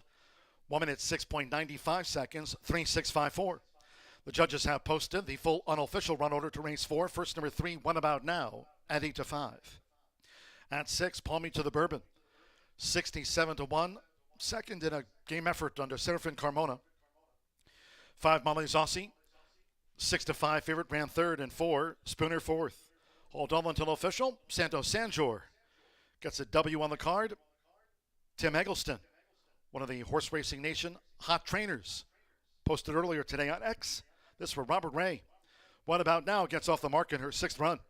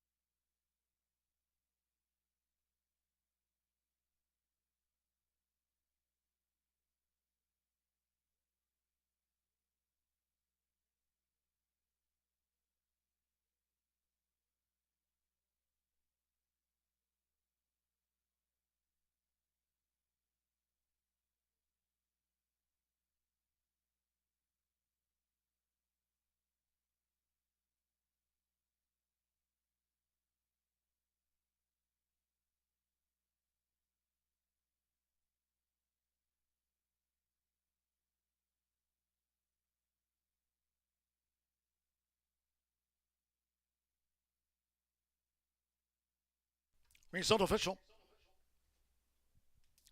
Returning to the Murphy Trailer Sales winner circle, the 3, What About Now with Santos Sanjor. What About Now? 3-year-old Dark Bayer Brown filly by Congrats out of the Cliff's Edge mare. Dancing on the Edge. Bred in Indiana by Pat and Dennis Duran. Tim Eggleston trains for Robert Ray. She gets off the mark in her 6th run. What About Now out to the maiden ranks.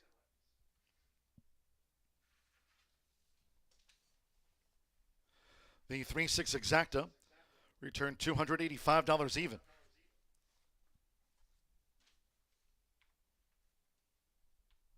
The 50-cent pick 3 result on races 2, 3, and 4.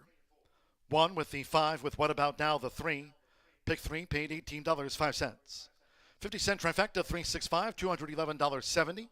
5-3 double 39.80 in the 10-cent superfecta 3654 paid an even $102.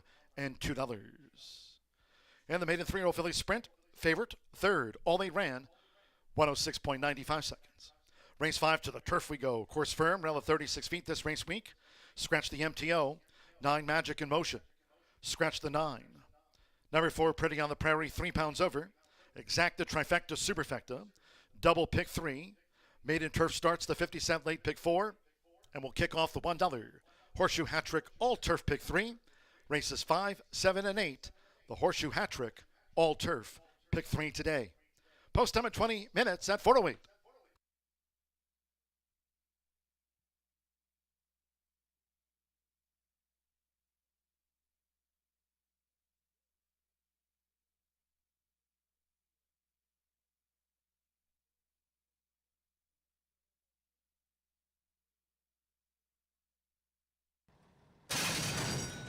We're off and sprinting. Chris 5 Cents and Spooner were slow to go. Dressed in Purple broke sharp with Pumping to the Bourbon. Molly's Aussie in the blue cap, and What About Now is right there too. It's Pumping to the Bourbon.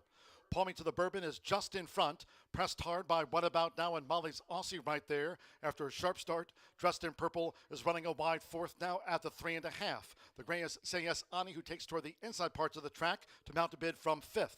Spooner is 6th after a slow start, and then Katie Coe and Chris 5 Cents has dropped back to last. The opening quarter, 22.52 seconds. Coming toward the quarter pole, it's Palm Me to the Bourbon. What About Now right there toward the inside.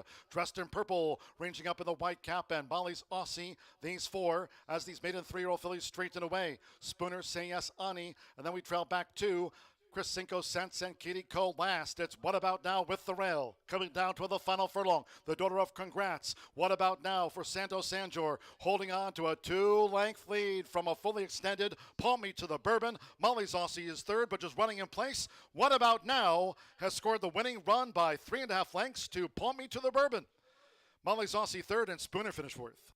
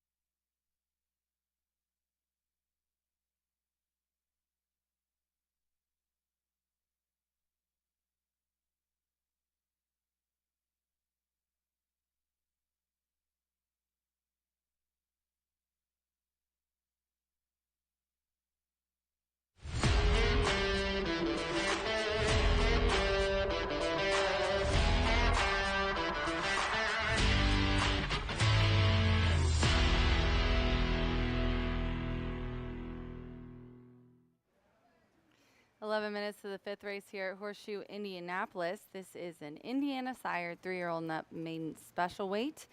And this is these are colts and geldings. Actually, there's one filly in here, I'm sorry, the 4 is in this race. The 9, the MTO, is out, and right now the favorite is the 3 at 3-1, Molly's Little Lou. But I'm going to go to the 5, Holiday City on top. Yamari Correa is aboard for Lily Gonzalez. Holiday City right now sitting on the tote board at 9-2. And this one coming off a 3rd place finish. It was kind of a best of the rest situation as it was by 13 lengths, but did get close. This one was did a barn change to start the year. So we started out here on May 13th. Has had 3 starts. This is the 4th off the layoff. There's just not a whole lot of form to go off in here. I did look up, as this horse is starting on the turf for the very first time, I did look up the turf tries for the dam and the sire. So we'll start here with Holiday Promise. He did well on the turf. Majority of his races were on turf, and they were routes, which were going 1 mile and a 16th today. So success there. It was mostly in Texas, Houston, and Lone Star Park. And then the dam also, Connie Mack, who was a turf sprinter. So I think that he is going to like the turf. I'm glad they're putting him on it for the first time. Not sure why it's taken so long, but this maiden and 2 turns, I think, is going to be right up this gelding's alley. The 1 is who I'm going to go with next on the rail, 5-1 right now on the tote board, and that is Charming Victory. Orlando Mojica is aboard for Jay Holden, who has bred, owned, and trains this 4-year-old gelding by Victor's Cry. And, you know, this horse has tried and tried and tried. They've kept it on turf, been on a wet fast track, been on a good track. Hasn't seemed to be able to do anything, but there was a 3rd at 1 mile on May 23rd by 7 lengths. And honestly, the awkward start last time probably had something to do with it. He's been in a lot of trouble, actually. But given this group, honestly, that 3rd place finish stuck out to me, and I decided to put this one in my exacta spot. And then I'll put the current favorite at 5-2, the 3, Molly's Little Lou, in my trifecta spot. Sammy Bermudez is aboard here for Dawn Fontenot. She has bred, owned, and trains this 3-year-old gelding by Unbridled Express. Now, Unbridled Express didn't do anything on the dirt, but the dam did. She had some nice races routing on the grass in her career. And also, this one has raced only sprinting on the dirt, kind of similar to my 5. Has ran a route at least before, but this one hasn't. This is only his third lifetime start. We're going to 1 mile and a 16th, and we're switching to turf. And honestly, this one, the debut, it had an awkward start. The 4th place finish was kind of an even effort, didn't do much, and was pretty far back, but definitely an improvement off of the debut. This horse is learning still, so not shocked this is the favorite, honestly. 5-1-3 for me here, and then let's go over the all-turf pick 3, which does start in this race, and then goes to 7 and 8. So this first leg, I went 3-5-8. And then in the second leg, it is race 7. It's a 3-year-old and up allowance. They're going 1 mile on the turf. And I went 4-6-15. I ended up including the 15 here just on the principle of the angle that this one drew in has been pretty lucky when horses draw into the field. 3-year-old filly by Justify as well, so well bred. This one is trained by Rudy Brisset, and Alex Achard is riding for him. When he's riding for Rudy, they do really, really well together. So I ended up adding that one in with the 4, Krickenberger and Miss Quality Road, the Brad Cox trainee, who is coming off of a little bit of a layoff. And then the 8th race is a maiden special weight, and they're sprinting on the grass, 5/8 on the grass. The 9 is out of the 8th race, and Yamari Korea is aboard the 10 on my ticket. I just put the 5 and the 7. Hero Worship Orlando aboard for Ethan West. Ethan really, really has good numbers with turf horses. This is an Uncle Mo colt who has put up some nice speed figures sprinting on the turf at Fairgrounds in 89. And then the 7, Mr. Mello, Marcelino Pedroza for Ray Hernandez. This one last time out was 3rd versus Similar. So there is my ticket. It is an $18 play here on the all turf pick 3 that starts in race 5 and goes to 7 and 8. But in this race, the 5th, I'm going to go with the 5 Holiday City at 9-2. Good luck.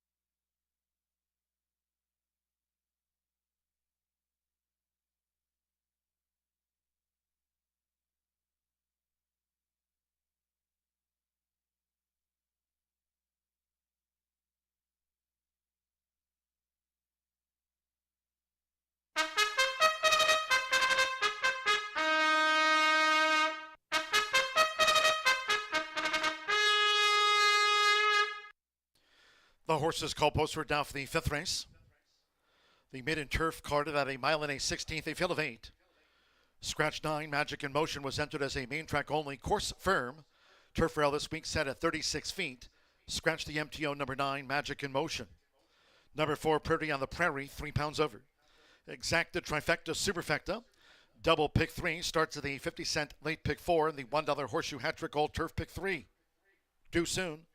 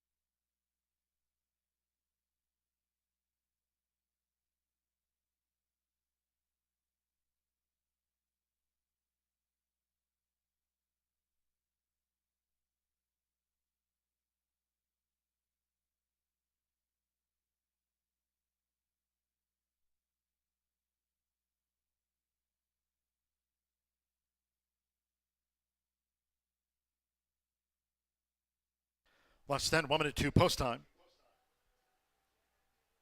Less than 1 minute.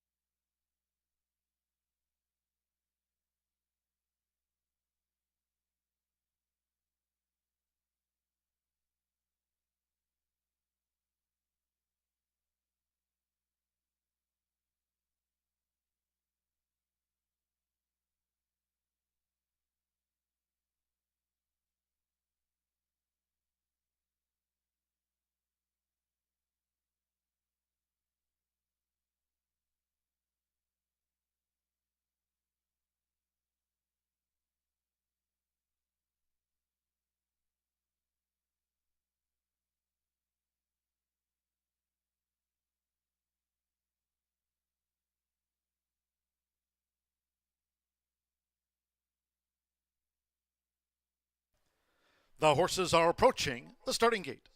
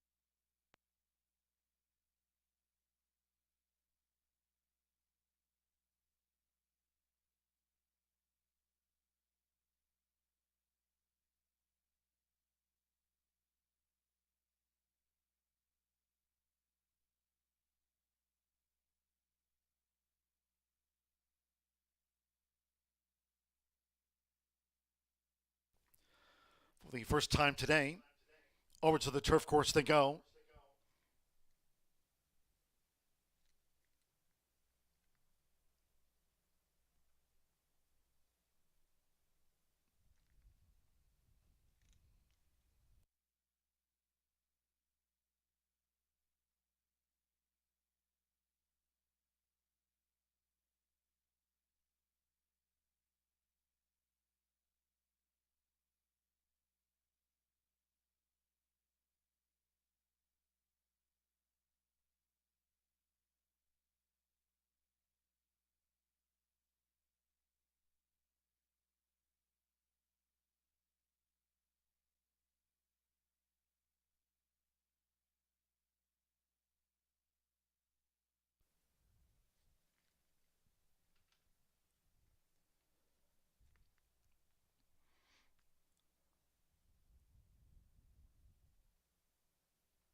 The horses have reached the starting gate.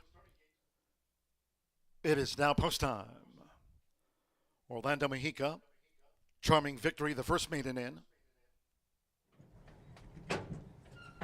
Yarmarin Correa with Holiday City. Joint Charming Victory. Bidding up Ghost of Danzig.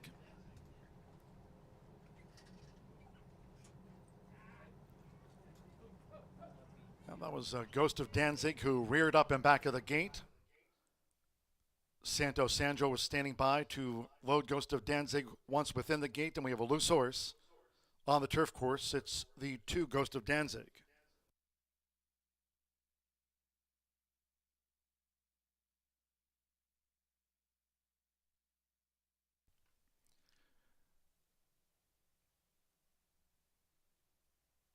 Now with the outrider is Ghost of Danzig.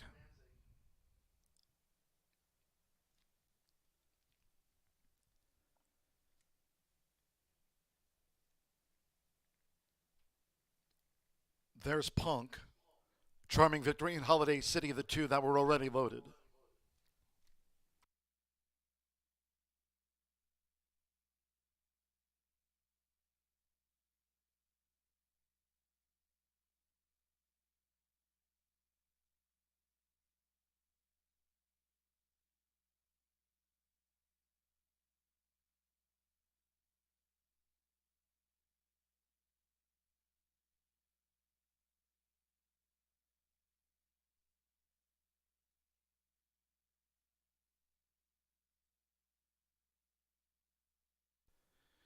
Now they've backed out Holiday City and Charming Victory.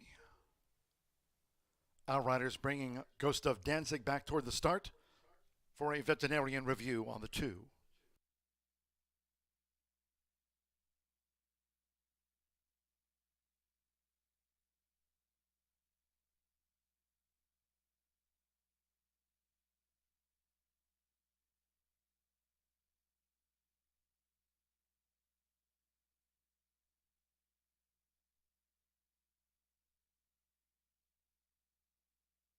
Okay to run. Ghost of Danzig has moved into the gate. Santos Sanjor has a win on the card. Ghost of Danzig joined by Charming Victory and Holiday City reloads. Now Sammy Bermudez with Molly's Little Lou. Hannah Leahy with You Are Not the Farmer. And now Ghost of Danzig has flipped in the gate. So stand by for a late scratch. Flipping in the gate, Ghost of Danzig, after running off earlier.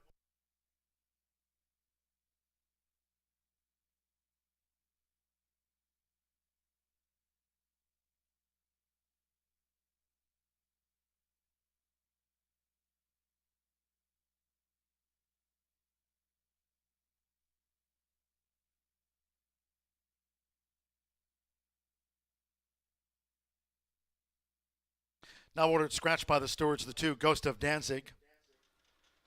So after being loaded, after running off a bit, now flipping in the gate.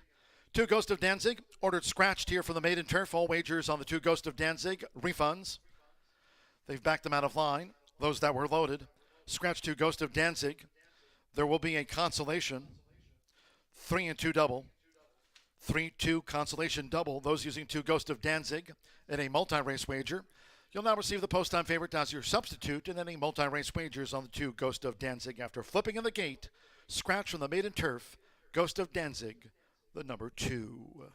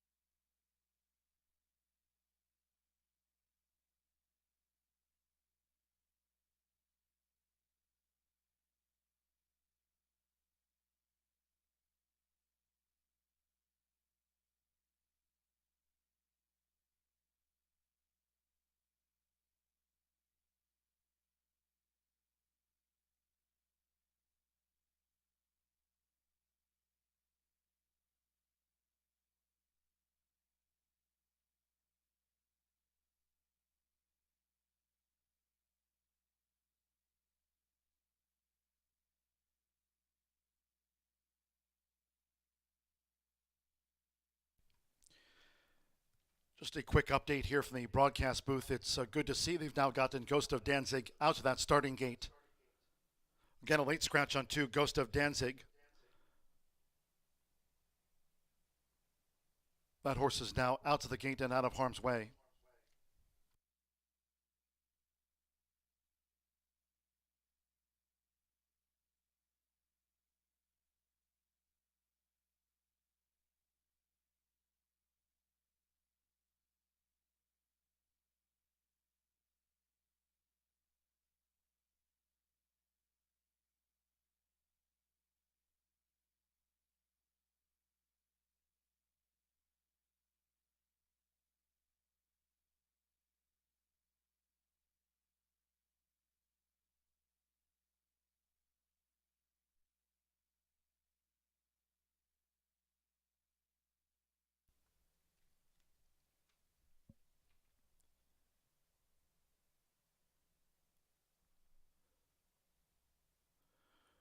With that late scratch, Ghost of Danzig, the number 2, now off the track and going to the backstretch.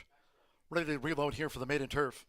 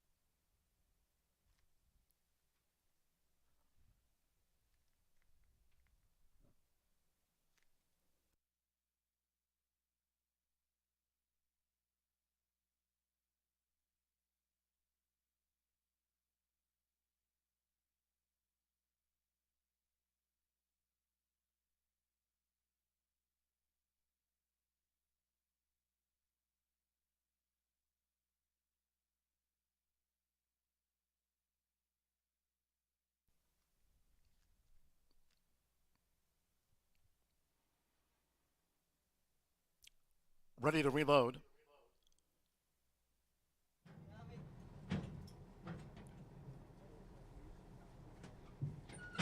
Charming Victory. Pretty on the Prairie. Molly's Little Lou, reloaded. Back up comes Holiday City. Waiting for You Are Not the Father, Punk and Zach will be last.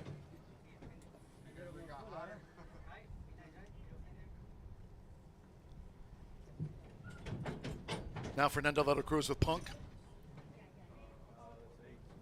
One more.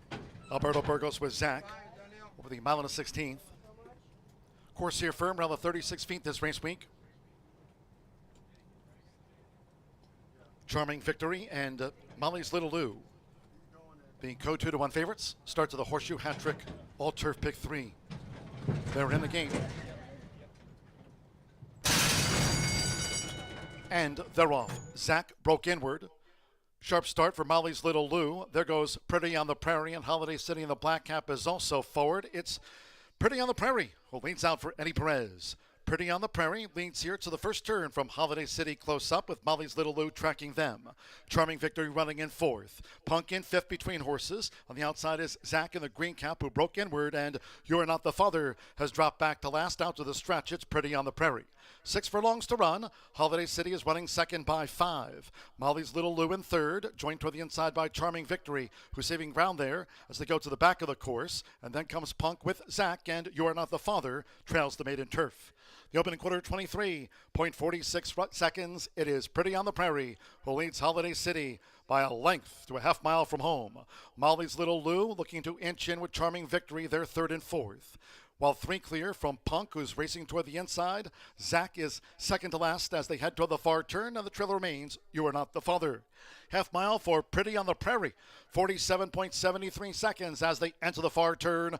Pretty on the Prairie looking to lead them all the way here for Eddie Perez. It's Pretty on the Prairie as Molly's Little Lou is gearing up now for Simmer Bermudez. Molly's Little Lou comes to take on Pretty on the Prairie with Holiday City. Charming Victory is handy. Zach circles on the outside and Punk as they turn for home after 3/4 in 1 minute 12.77 seconds. The trailer is You and Not the Father. The leader Pretty on the Prairie. A furlong to last. On the outside, Molly's Little Lou. Charming Victory needs to lift late. Pretty on the Prairie clings on for Eddie. It's Pretty on the Prairie who holds Molly's Little Lou. Charming Victory. Zach fourth best. Pretty on the Prairie. Wire to wire. Molly's Little Lou was second. Charming Victory third. And Zach finished fourth.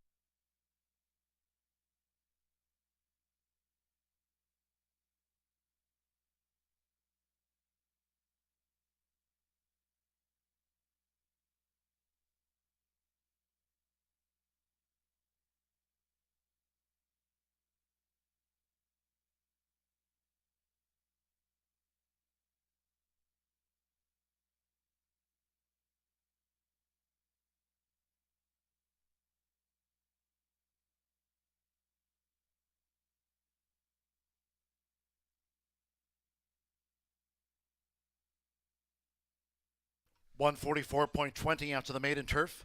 144.20 seconds in our first turf race of the day. 4-3-1-8-4. Pretty on the Prairie at 9-1 first. Gets the upset over 3. Molly's Little Lou 5-2 second. 1 Charming Victory in his 15th run at 2-1 third. And 8 Zach at 7-2 gets into the frame. Hold all tickets until official. The wire job with Eddie Perez. One of Jay Holden's two in here. The son of, or the daughter of Dowsing. Pretty on the Prairie at 9-1.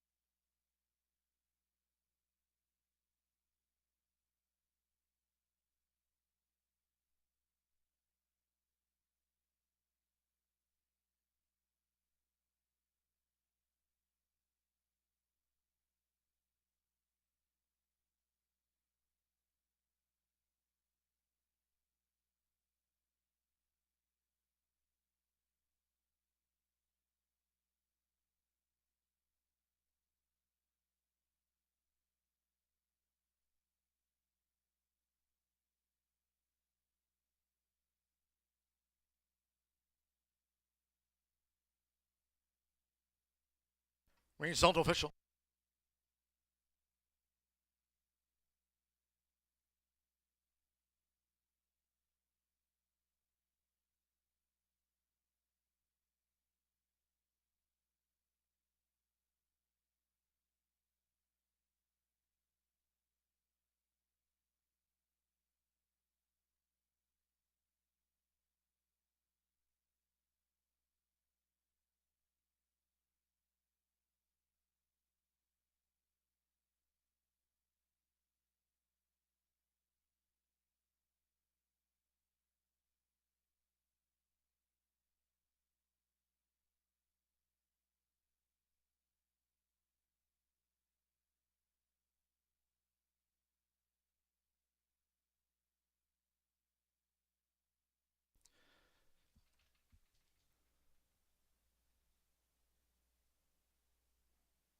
After the maiden official, returning to the Murphy Trailer Sales Winners Circle, the 4 Pretty on the Prairie with Eddie Perez.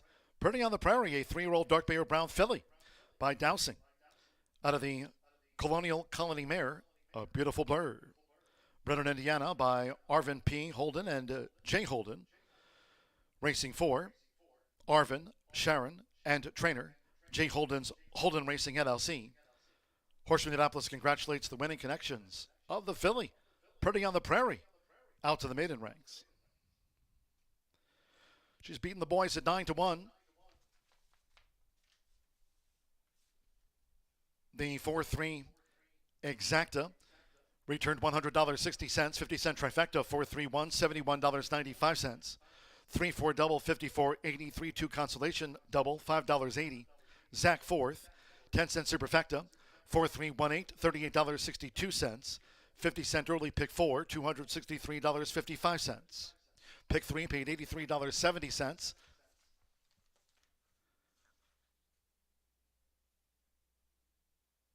Every racing day, the first of the day kicks off the 50-cent early pick 5. There's that result on 5 of 5. 50-cent early pick 5 paid $510.90. In the maiden, the 2 and 9 were the non-runners. Favorite, third. 7 ran, 144.20. Race 6, scratch the 5, Rigoberto. Number 5, Rigoberto has been scratched.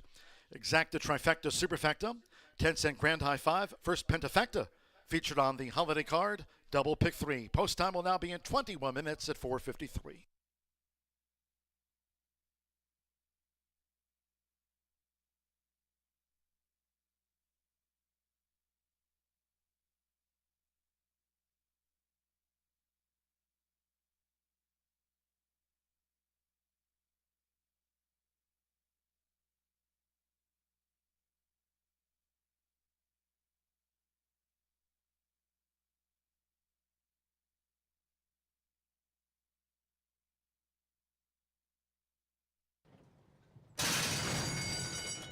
And they're off. Zach broke inward.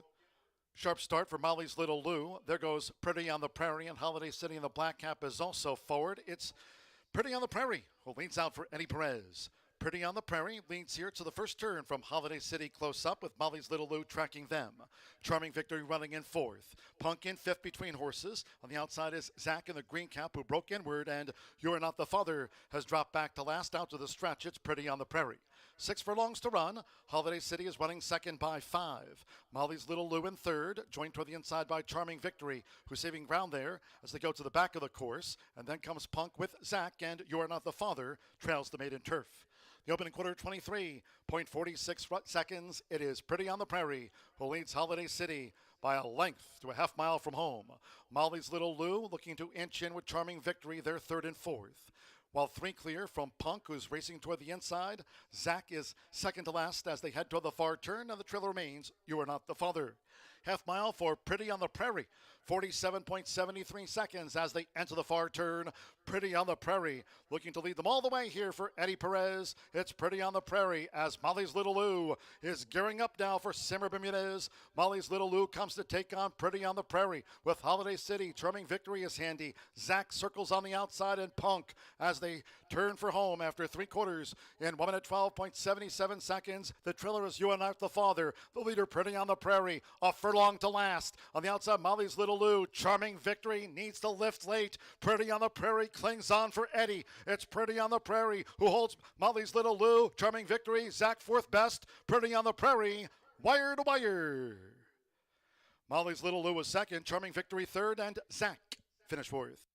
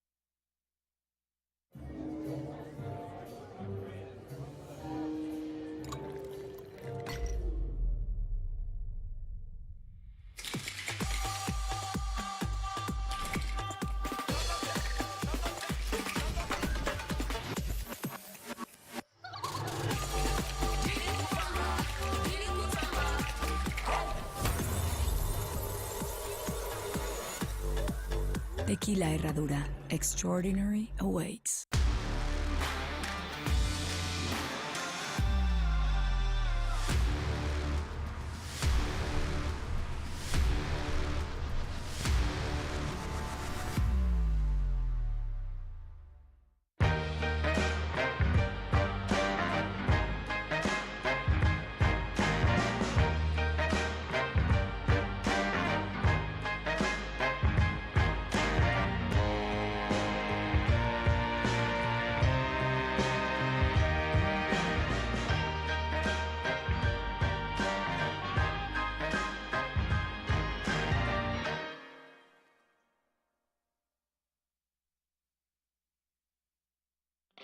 Feel the excitement with TwinSpires.com, the official betting partner of the Kentucky Derby and Breeders' Cup. With TwinSpires.com, place legal wagers and watch live horse racing wherever you are on any device. Sign up, play, and win today. New players use promo code FREE100 on sign up to start your $100 bonus. With TwinSpires.com, you can bet on horse racing. Get the TwinSpires.com app to receive special offers and the most up-to-date information. Terms and conditions apply. Void where prohibited. Please wager responsibly.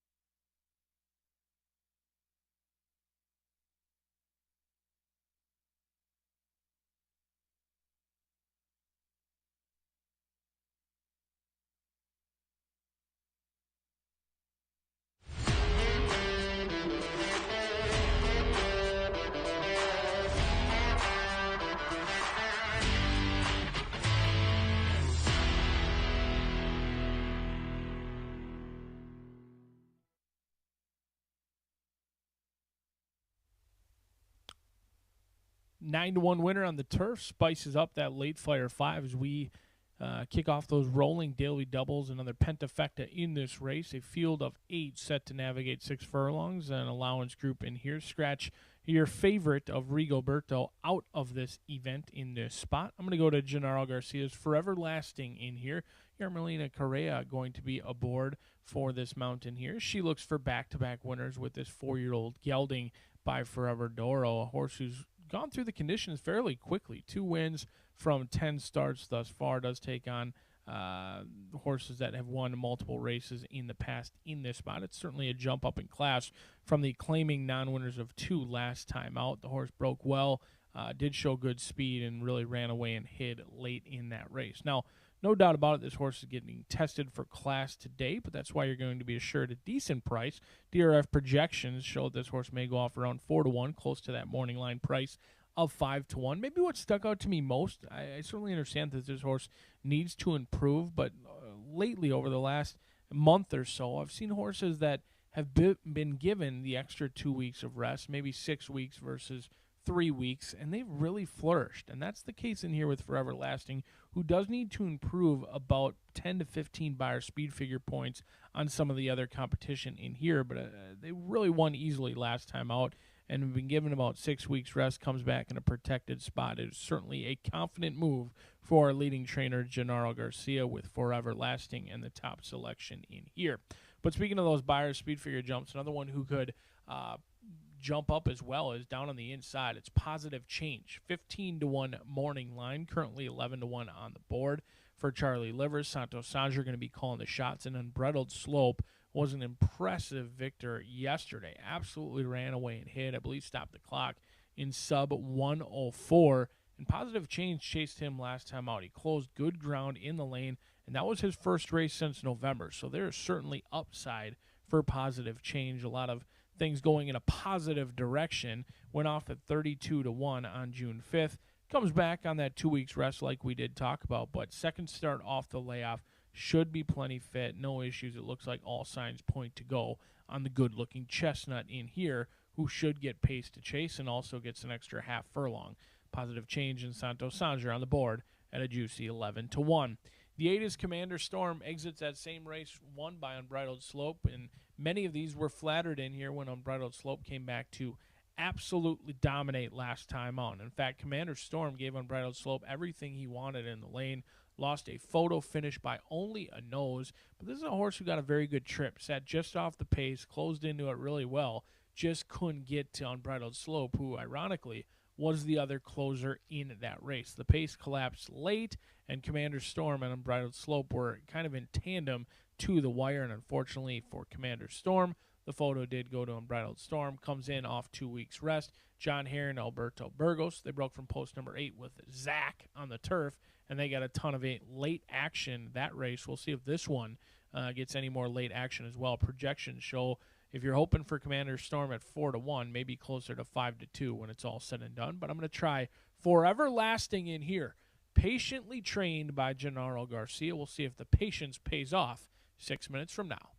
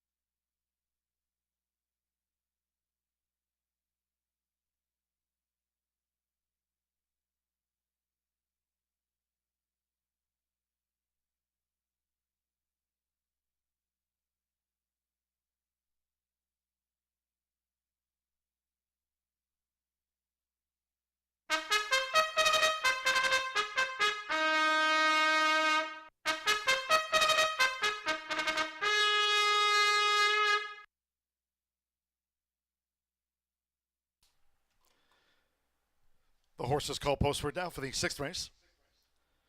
This Snake-bred sprint carded at the 6 furlongs. A field of 8. Scratch number 5, Rigoberto. Scratch the 5, Exacta, Trifecta, Superfecta. Sprint features the 10-cent Grand High 5. First Pentafecta wager featured on the card today. Double pick 3, we are fast and firm. Nearing post time.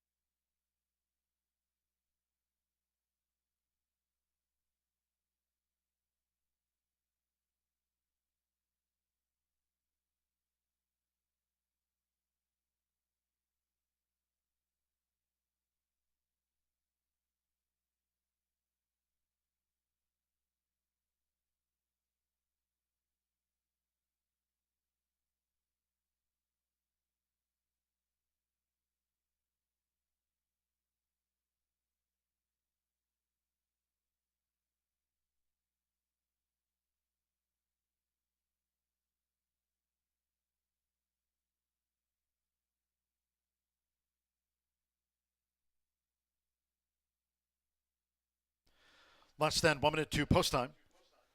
Less than 1 minute.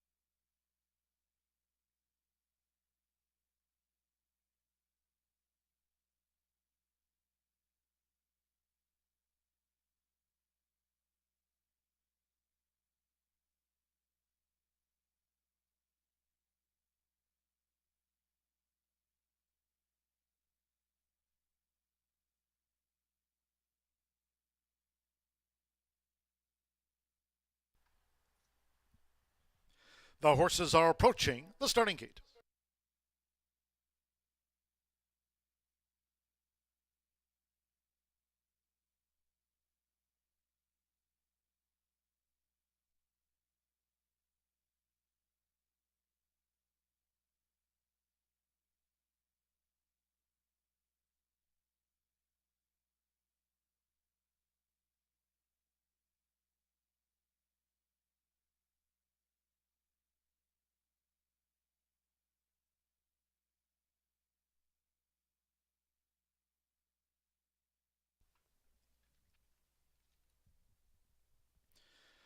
The horses have reached the starting gate. It is now post time.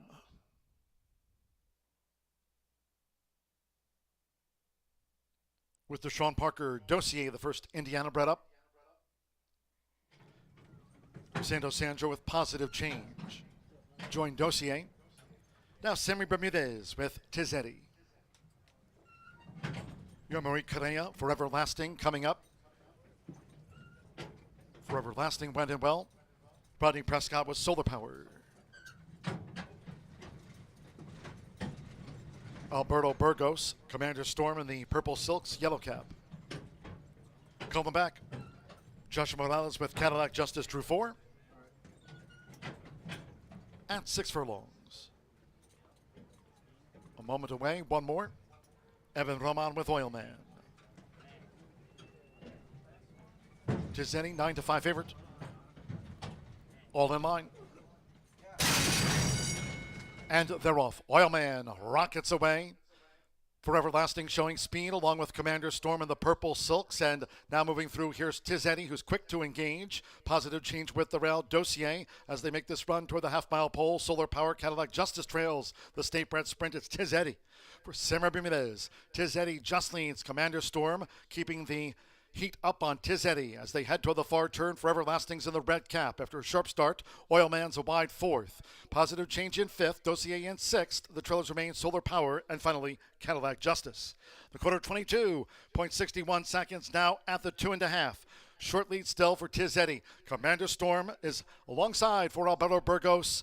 It is Commander Storm and Tizzetti, and here come the Hoosiers with Oilman in third. Forever Lasting straightens away in fourth. Then to the inside as they straighten away, Positive Change along with Dossier. We trail back to Solar Power, Cadillac Justice, half mile, 45.68 seconds. Commander Storm, Tizzetti tries to respond to this move, and it's Commander Storm, Tizzetti not going down without a fight, but now Commander Storm asserts with Alberto Burgos, and Commander Storm will beat Tizzetti home by just over 2. Solar Power gained third from Oilman. Dossier was next.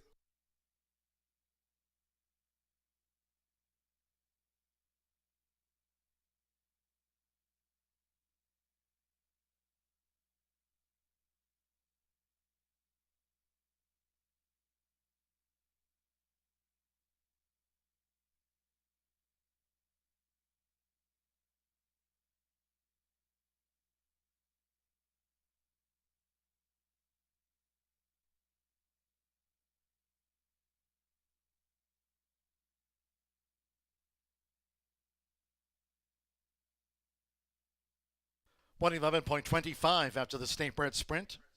8-2 and then a show photo. 8 Commander Storm. 3-2 first over 2 Tizzetti. 9-5 on the runner-up. 111.25. 3 Solar Power 9-1.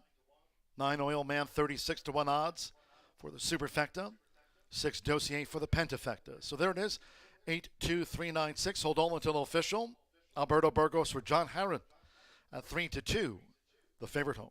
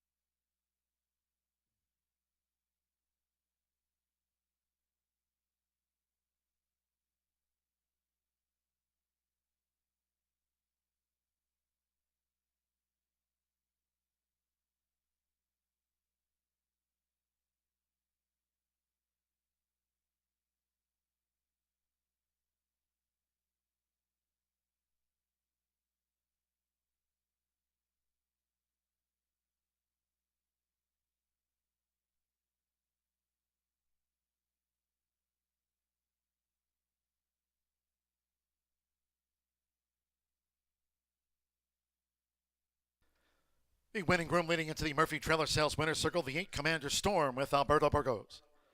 Commander Storm is a 3-year-old chestnut gelding by Storm's Eye. Out of Cupid's Best by Posse, bred here in the Hoosier State by John Harron and Mike Ryan. Racing for the breeders, Clabber Moore Stable and Harron Thoroughbreds LLC. Horseshoe Indianapolis congratulates the winning connections. Commander Storm at 3-2.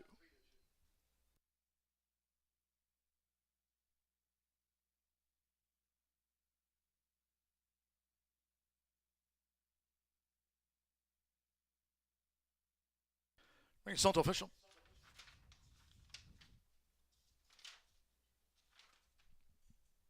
Eight to exacta. Paid $14.40. The 50-cent trifecta, 8-2-3, $18 even. 10-cent pentafecta, dossier back in fifth, 8-2-3-9-6. 10-cent pentafecta, $142.15. Pick 3, $59.80. 4-8 double and even $86. Oil Man ran fourth. 10-cent superfecta, 8-2-3-9. That returned $52.85. In the sprint, 5 was a non-runner. Favorite first, 8 ran 111.25 seconds after the running of race 6. Back to the turf for the next 2. And then we'll close the card with that quarter horse dash over the 350. 7th race, scratch the 3 Star Wisher, 9 Sweet Miss Maggie, 12 Americana Anna, and 13 Evil Intentions. Scratch the 3, 9, 12, and number 13. Exacta Trifecta Superfecta, another 10-cent pentafecta wager featured on the Turf Mile. Double pick 3. Post time 19 minutes, now due at 5:22.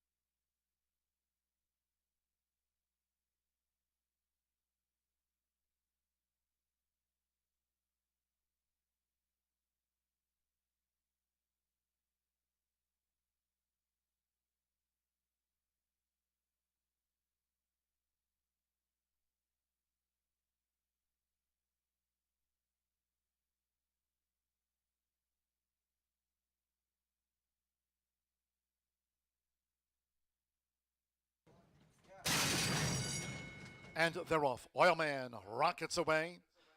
Forever Lasting showing speed along with Commander Storm in the purple silks. And now moving through, here's Tiz Eddie, who's quick to engage. Positive change with the rail Dossier as they make this run toward the half-mile pole. Solar Power Cadillac Justice trails the state-bred sprint. It's Tiz Eddie for Simmer Bermudez. Tiz Eddie just leads Commander Storm, keeping the heat up on Tiz Eddie as they head toward the far turn. Forever Lasting's in the red cap. After a sharp start, Oil Man's a wide 4th. Positive change in 5th, Dossier in 6th. The trailers remain Solar Power, and finally, Cadillac Justice.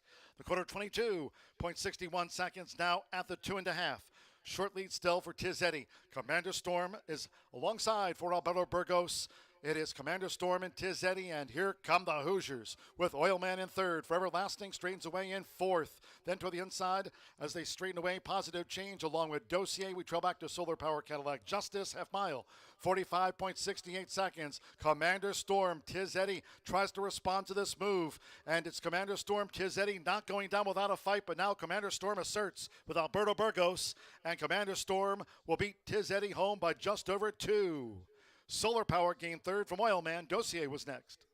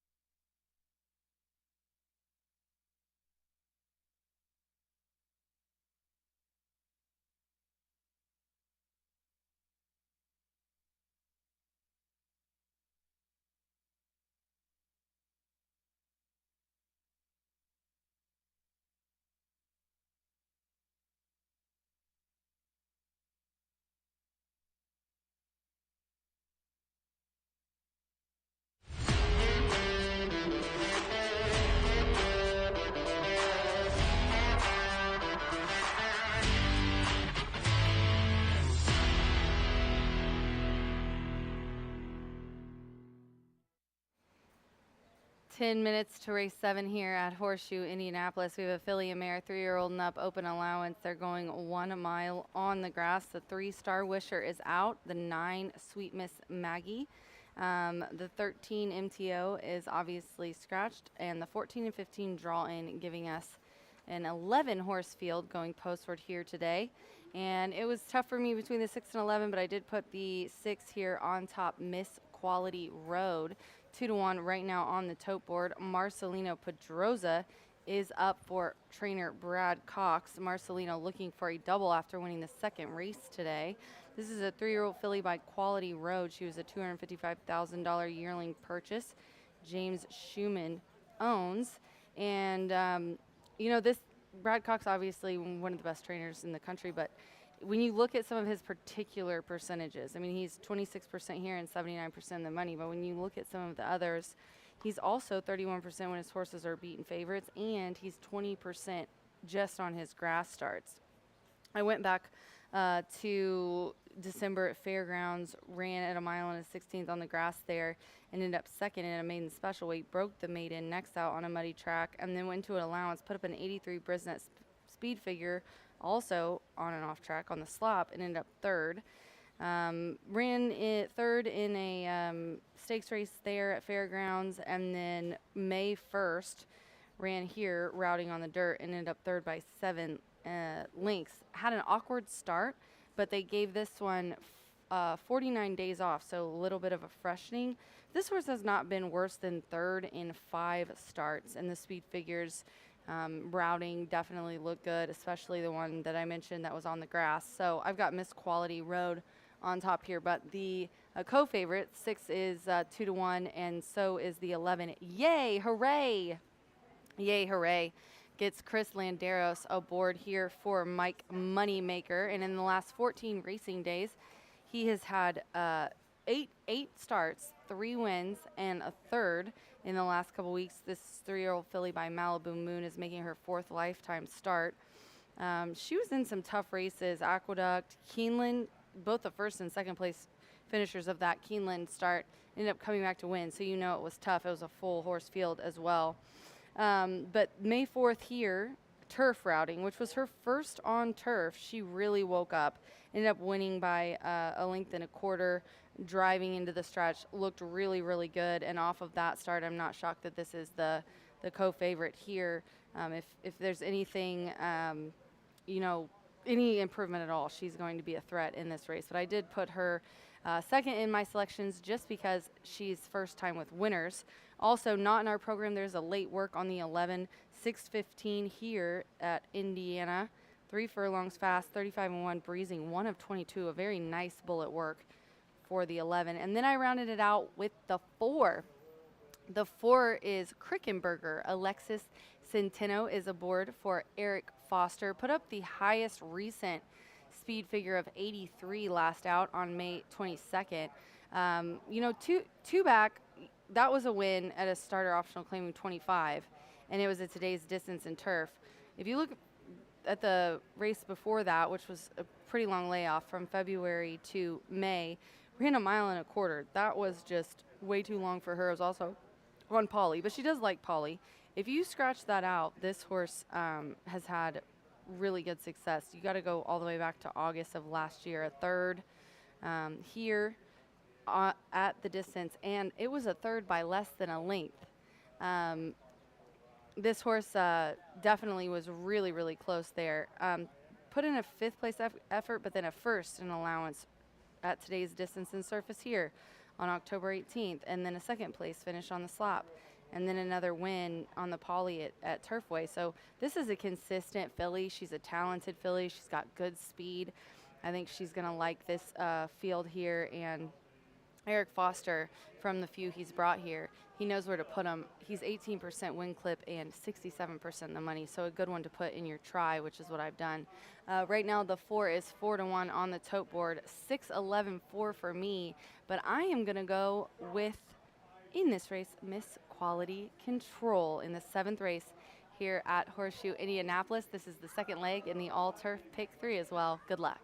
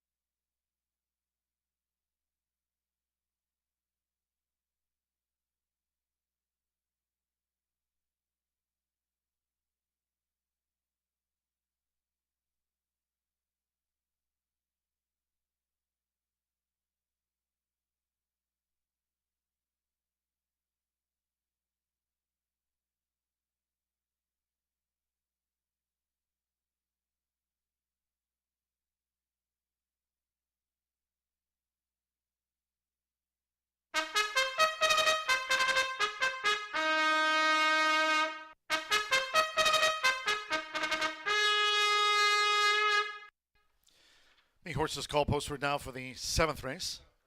This filly's mare's Turf Mile, a field of 11. Scratch 3, Star Wisher. 9, Sweet Miss Maggie. Take out number 12, Americana Anna, and 13, Evil Intentions. Scratch 3, 9, 12 and number 13. Exacta, Trifecta, Superfecta. 10-cent Grand High 5. Double. Final pick 3 of the day. Noting in the 9th race. 9th race closing the card with a quarter horse dash over the 350. Fast track for the finale in the 9th. 1 MG Pilot Boy uses a flipping halter. Flipping halter for 1 MG Pilot Boy.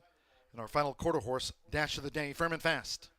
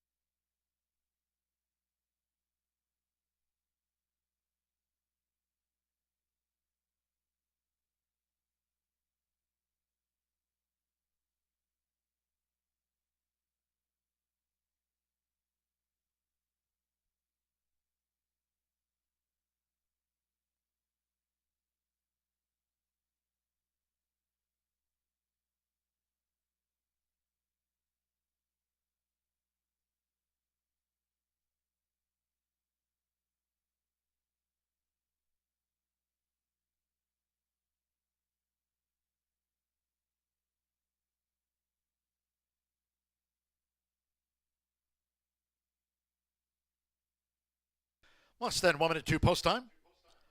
Less than 1 minute.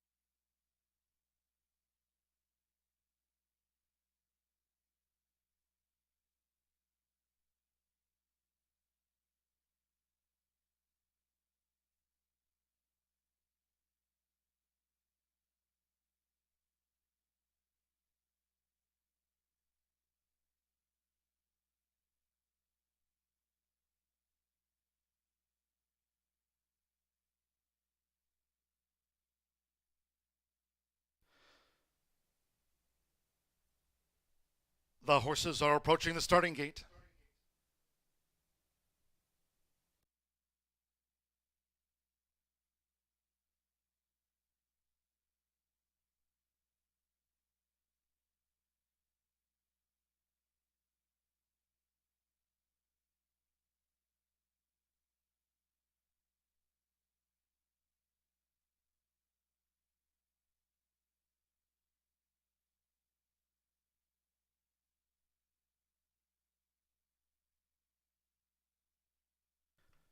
The horses have reached the starting gate. It is now post time.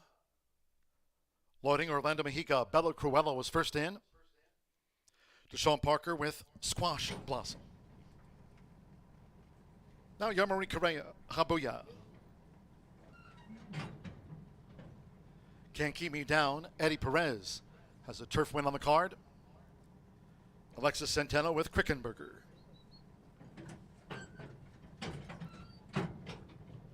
Loading here for the Phillies Mares Turf Mile. Fernando de la Cruz Always Wanting.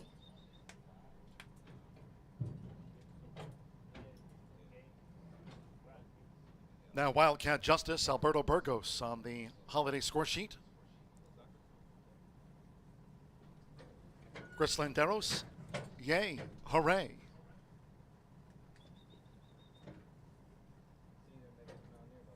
Marcelino Pedroza Jr., Miss Quality Control went in well. Now Yay, Hooray.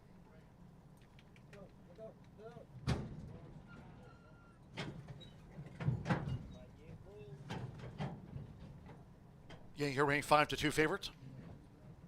Now Sophie Doyle with Vino Rosado.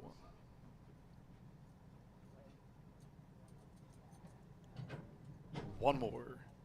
Alex Achard with Umaboshi, the daughter of Justify. They're in the gate.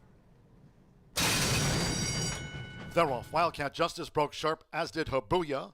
Bella Cruella, Krickenberger settles, and Always Wanting is in a race to the first turn. With Fernando de la Cruz, Always Wanting leads the turf mile from a close-up Yay Hooray. Umaboshi now into third as they enter the first turn. Habuya in the green cap and Ms. Quality Control between horses. Then saving ground is Bella Corella just inside 6 furlongs to run after a sharp start. Wildcat Justice in around 6th or 7th. As Can't Keep Me Down looks to make progress on the outside. The gray is Squash Blossom, and then comes Krickenberger, and Vino Rosado has dropped back to last. The opening quarter, strong pace on, 22.83 seconds, Always Wanting, taking them at a good clip to 4 furlongs from home. Yay Hooray stays focused on the leader. Habuya is right there too, with Umabushi galloping along in 4th. Biz Quality Control 5th on the rail. On the outside is Can't Keep Me Down, who's looking to gain 7 lengths off this leader, Always Wanting. Then Bella Cruella, Wildcat Justice, and Squash Blossom past midfield. Krickenberger, the trail remains Vino Rosado, front runner Always Wanting at 16 to 1, clock to half in 47.08 seconds. Chris Landeros and Yay Hooray looking to get up here to Always Wanting as they come past the quarter pole. And then to the inside is Habuya, who straightens away in third as Ms. Quality Control. The black blinkers tipped out in front of Umaboshi, and then farther back, Can't Keep Me Down, Wildcat Justice, 3/4, 1 minute 10.90 seconds. Habuya has taken a short lead as they come past the 16th from toward the inside. Always Wanting as Ms. Quality Control is charging hard with Yamari Correa.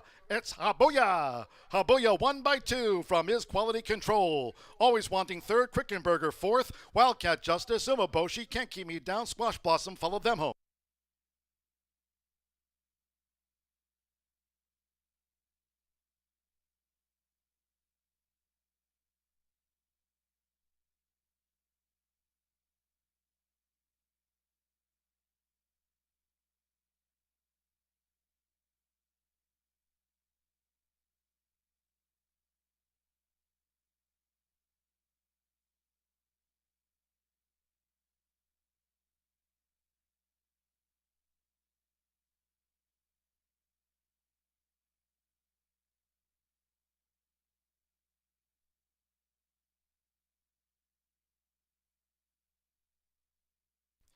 Unofficial 135.19 seconds, 2:6:10.45.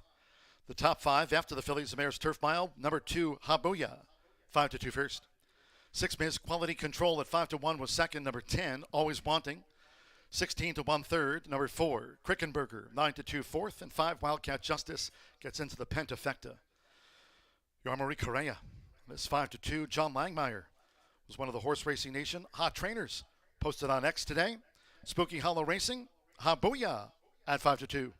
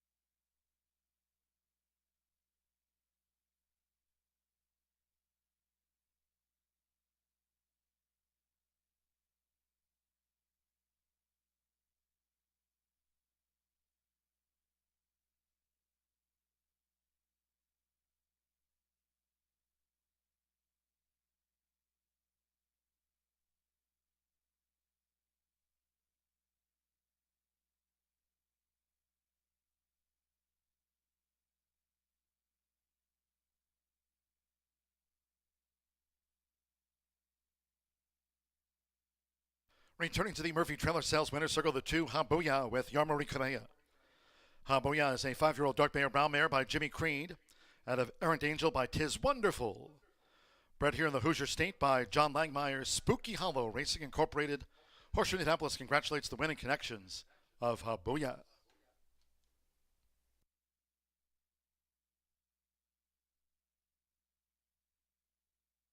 Result official. 2-6 exacta paid $41.60. 50-cent trifecta, 2-6-10, $144.30. Pick 3, $130.85. 10-cent pentafecta. Wildcat Justice, 5th. Returned $1,195.40. 8-2 double 43.40, and with Quickenberger, 4th. 10-cent superfecta, 2-6-10-4. Paid $120.75. 11 ran, 135.19. Race 8. Maiden Turf Sprint, scratch the 9 Covet. 10 Ruffled Waters, the jockey will be Yarmari Correa going for a double. Waive the apprentice allowance there, 124 corrected weight. Yarmari Correa on 10 Ruffled Waters. Exacta trifecta superfecta, 10-cent pentafecta, starts at a late double. Noting in the 9th, closing with a quarter horse dash over the 350. 9th race there, scratch 6 Lethal Chick, no jockey changes. 9th race, scratch the 6. Post time in 21 minutes at 5:54.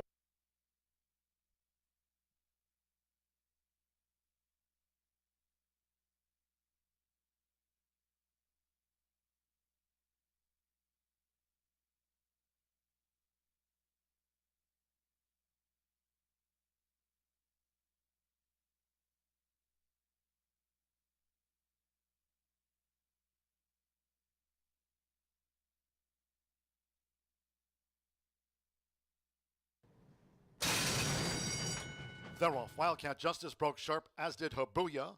Bella Cruella, Quickenberger settles, and Always Wanting is in a race to the first turn. With Fernando de la Cruz, Always Wanting leads the turf mile from a close-up, yay hooray. Umaboshi now into third as they enter the first turn. Habuya in the green cap and Ms. Quality Control between horses. Then saving ground is Bella Cruella just inside 6 furlongs to run after a sharp start. Wildcat Justice in around 6th or 7th. As Can't Keep Me Down looks to make progress on the outside. The gray is Squash Blossom, and then comes Quickenberger, and Vino Rosado has dropped back to last. The opening quarter, strong pace on, 22.83 seconds, Always Wanting, taking them at a good clip to 4 furlongs from home. Yay Hooray stays focused on the leader. Habuya is right there too, with Umabushi galloping along in 4th. Biz Quality Control 5th on the rail. On the outside is Can't Keep Me Down, who's looking to gain 7 lengths off this leader, Always Wanting. Then Bella Cruella, Wildcat Justice, and Squash Blossom past midfield. Quickenberger, the trail remains Vino Rosado, front runner Always Wanting. At 16 to 1, clock to half. In 47.08 seconds, Chris Lenderos and Yay Hooray looking to get up here to Always Wanting as they come past the quarter pole. And then to the inside is Habuya, who straightens away in third as Ms. Quality Control and the Black Blinkers tipped out in front of Umaboshi, and then farther back, Can't Keep Me Down, Wildcat Justice, 3/4, 1 minute 10.90 seconds. Habuya has taken a short lead as they come past the 16th from toward the inside. Always Wanting as Ms. Quality Control is charging hard with Yarmari Correa. It's Habuya. Habuya 1 by 2 from Ms. Quality Control. Always Wanting third, Quickenberger 4th, Wildcat Justice, Umaboshi.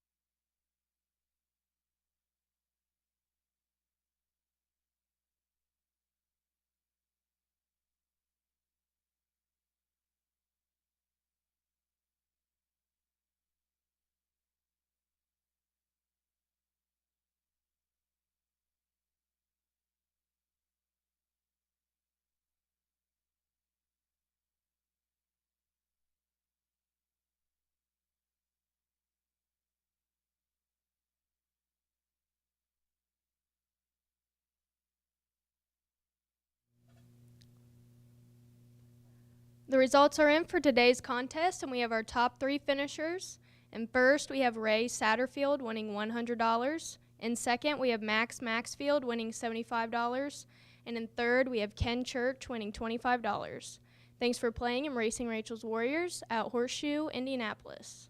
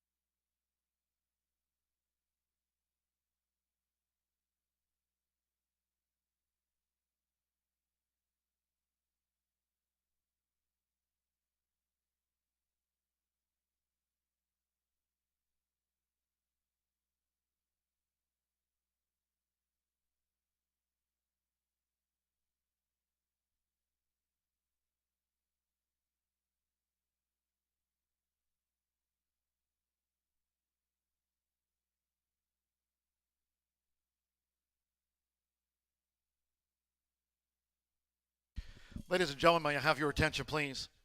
An important note. We've just received confirmation from the stewards. This 8th race maiden will be taken off the turf course. The 8th race will now be run over the main track at 5 furlongs. Main track is fast. The 8th race has now been taken off the turf course. The maiden will be run over the main track fast at 5 furlongs. Scratch the 9 Covet. The 9 was an earlier scratch. 8th race will now be run on the main track at 5 furlongs.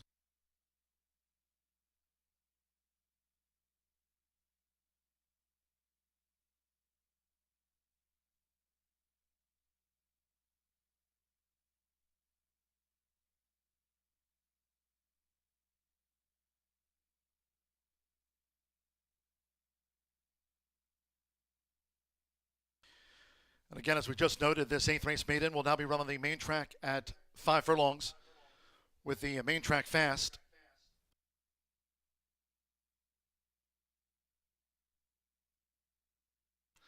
Late scratch now on 2 Prospero has come off the turf. 2 Prospero now scratched. All wagers on 2 Prospero. Scratched once taken off the turf, there'll be refunds. Again, noting we have the 2 Habuya win the 7th race turf mile. It'll be a 2-2 consolation double. Now scratch the 2 Prospero. Just to note, as the 8th race was due to be the final leg of the Horseshoe Hat-Trick All Turf Pick 3, those wagers stay intact here, although the 8th race will now be run on the main track. It's off the turf. Multi-race wagers, the Pick 5 and late Pick 4, they become all. Again, this is off the turf. We have a late scratch on 2 Prospero. The multi-race wagers, Pick 5 and late Pick 4, they now become all here as it's been taken off the turf. Horseshoe Hat-Trick All Pick 3 now. Those wagers stay intact. Double and Pick 3s, all those wagers remain the same. Late Pick 5, late Pick 4, they become all here in the now main track maiden. Again, there was an issue on the turf course with a sprinkler head on the far turn, so thus officials making the decision to take this 8th race maiden off the turf and move it to the main track at the same distance of 5 furlongs. Again, after an issue with a sprinkler head to the approach of the far turn, that issue causing the 8th race maiden now to be run on the main track due to that concern. Again, 2 Prospero, now a late scratch. 9 Covet was withdrawn earlier in the day. Scratch 2 and 9.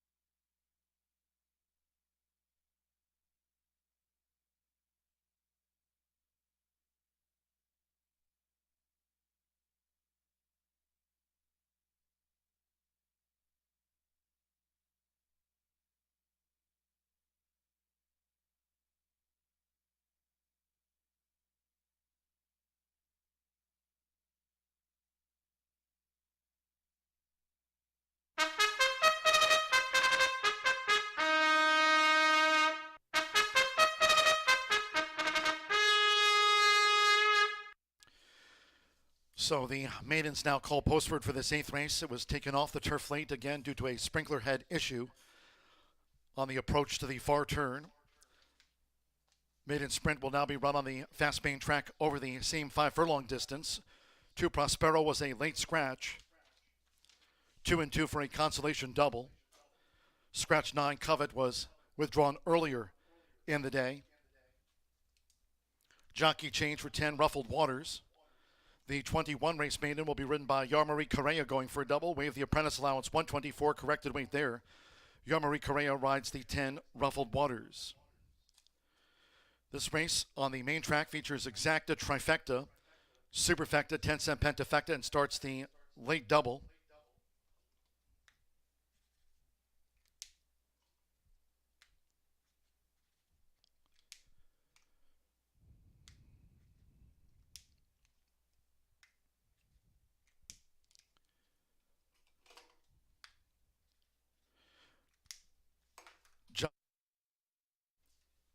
Multi-race wager holders, those tickets in the late pick 5 and late pick 4, they are an all here in the main track maiden.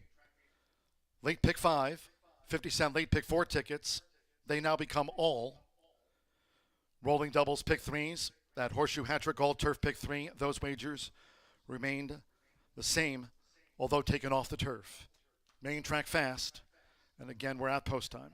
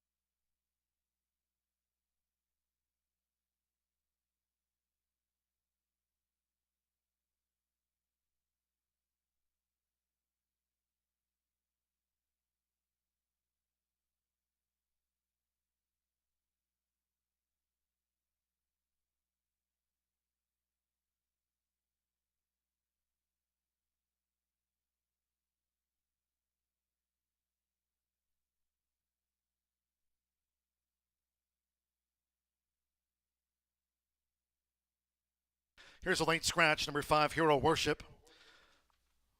Again, was warming up for this maiden main track sprint over the 5 furlongs. Now a late scratch on 5, Hero Worship. Again, 2 and 5 for a consolation double. 2-5.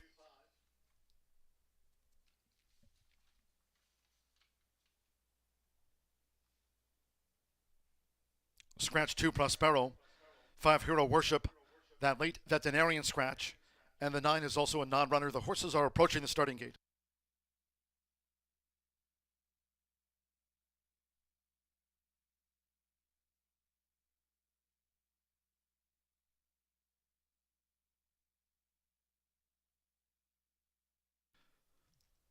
They're going to circle. Stewards have added some extra time in which to wager here on this main track maiden. Again, it was taken off the turf late. Stewards now adding some extra time. Late scratch on 5, Hero Worship.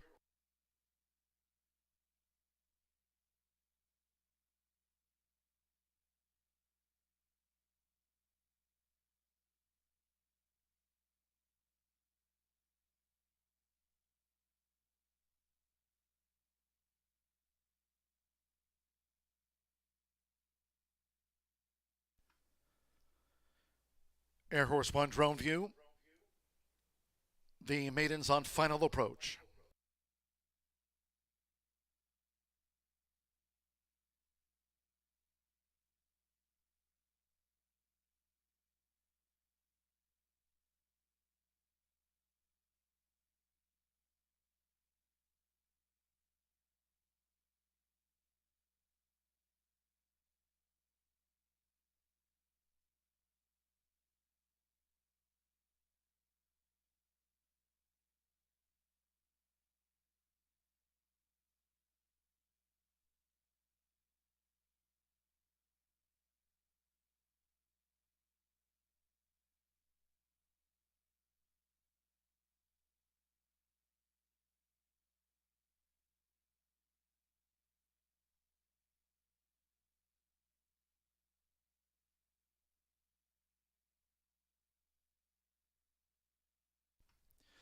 Arriving out the gate.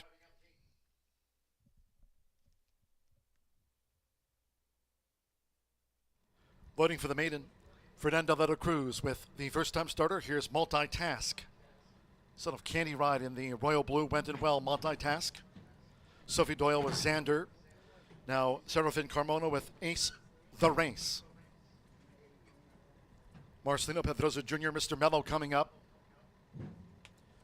We had those late scratches on 2, Prospero, and 5, Hero Worship. The 9 is another non-runner. Alberto Burgos with Smackdown. Deshaun Parker, Steel Link loaded, one more. Ruffled Waters, Yarmari Correa riding for a double. 5 furlongs, that's taken off the turf late in the day due to a sprinkler head issue. Fast track all in. They're off. Racing 5 furlongs of the Godolphin newcomer. Multitask was slow to go. Fast start for Mr. Mello with Xander, and right there toward the inside, Ace the Race, and Steel Link making an early move past the half-mile pole. Smackdowns in the green cap, Xander's in traffic, then farther back to Ruffled Waters, and the slow-starting newcomer, Multitask, has dropped back to last. It's Mr. Mello. With Marcelino Pedroza Jr., Mr. Mello just leads Smackdown close up at the 2.5, with on the outside Xander ranging up outside of Steel Link as they come past the quarter pole. Ace the Race showed speed but has dropped back. Ruffled Waters and Multitask pulled to the far outside for a late bid as these maidens straighten away at Smackdown. Smackdown and Mr. Mello. And these two square off. Mr. Mello just has the advantage. Opening up by 3 now on Smackdown, who's fully extended. Xander charging hard on the outside as they come past the 16th. Mr. Mello to Xander. Smackdown and Multitask is showing up late, but it's too late. It's Mr. Mello. Mr. Mello by 2 from Multitask. Second and 1 to watch for Godolphin. Xander third and Smackdown finished 4th. Ruffled Waters, Steel Link, and Ace the Race, and those were the ones left in the race.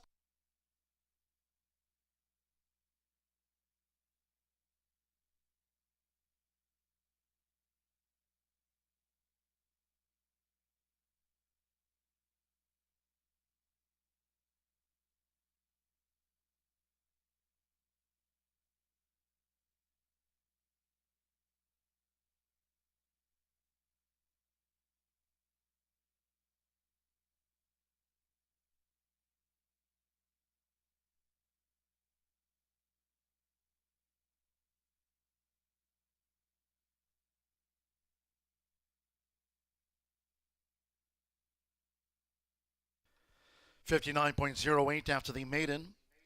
Once transferred to a fast main track, $59.08.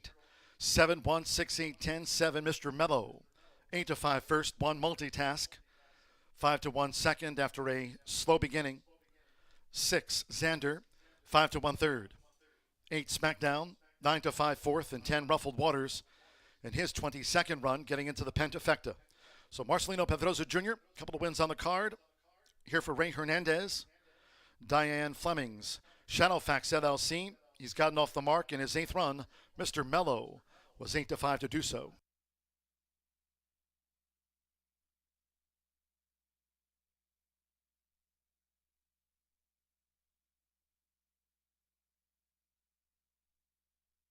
Once again, we have those late scratches on 2, Prospero and 5, Hero Worship. Stand by for those 2-2-2-5 consolation doubles.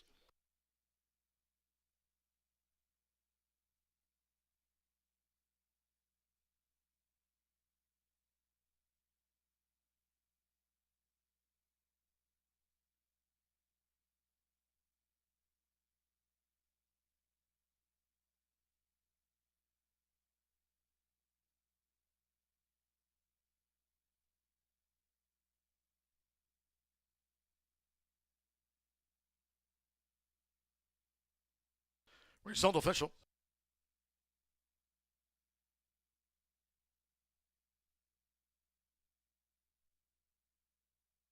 Returning to the Murphy Trailer Sales winner, circle the 7, Mr. Mello, with Marcelino Pedrosa Jr. Couple of wins on the holiday card. Mr. Mello, 3-year-old Dark Mayor Brown colt by Balabali. Out of DeMello by Take Charge Indy.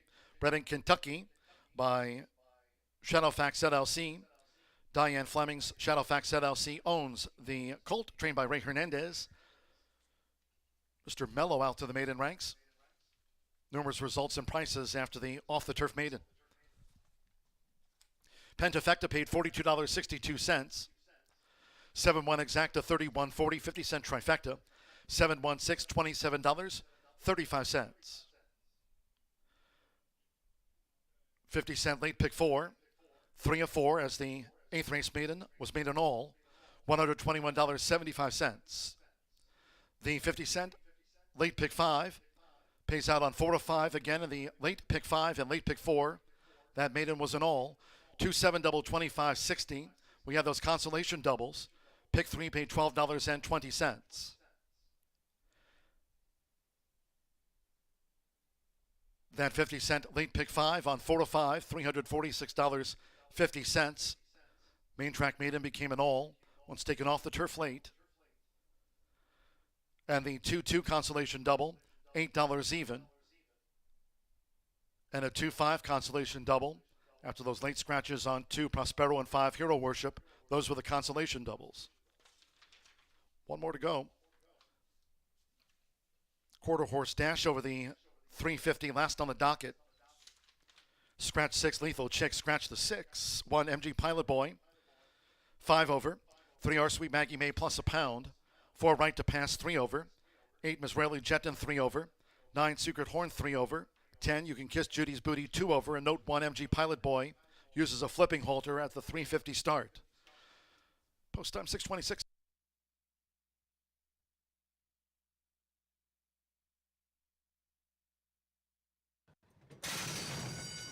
They're off. Racing 5 furlongs of the Godolphin newcomer. Multitask was slow to go. Fast start for Mr. Mello with Xander, and right there toward the inside, Ace the Race, and Steel Link making an early move past the half-mile pole. Smackdowns in the green cap, Xander's in traffic, then further back to Ruffled Waters, and the slow-starting newcomer, Multitask, has dropped back to last. It's Mr. Mello. With Marcelino Pedrosa Jr., Mr. Mello just leads. Smackdown close up at the 2.5, with on the outside Xander ranging up outside of Steel Link as they come past the quarter pole. Ace the Race showed speed but has dropped back. Ruffled Waters and Multitask pulled to the far outside for a late bid as these maidens straighten away at Smackdown. Smackdown and Mr. Mello. And these two square off. Mr. Mello just has the advantage. Opening up by 3 now on Smackdown, who's fully extended. Xander charging hard on the outside as they come past the 16th. Mr. Mello to Xander. Smackdown and Multitask is showing up late, but it's too late. It's Mr. Mello. Mr. Mello by 2 from Multitask. Second and 1 to watch for Godolphin. Xander third and Smackdown finished 4th.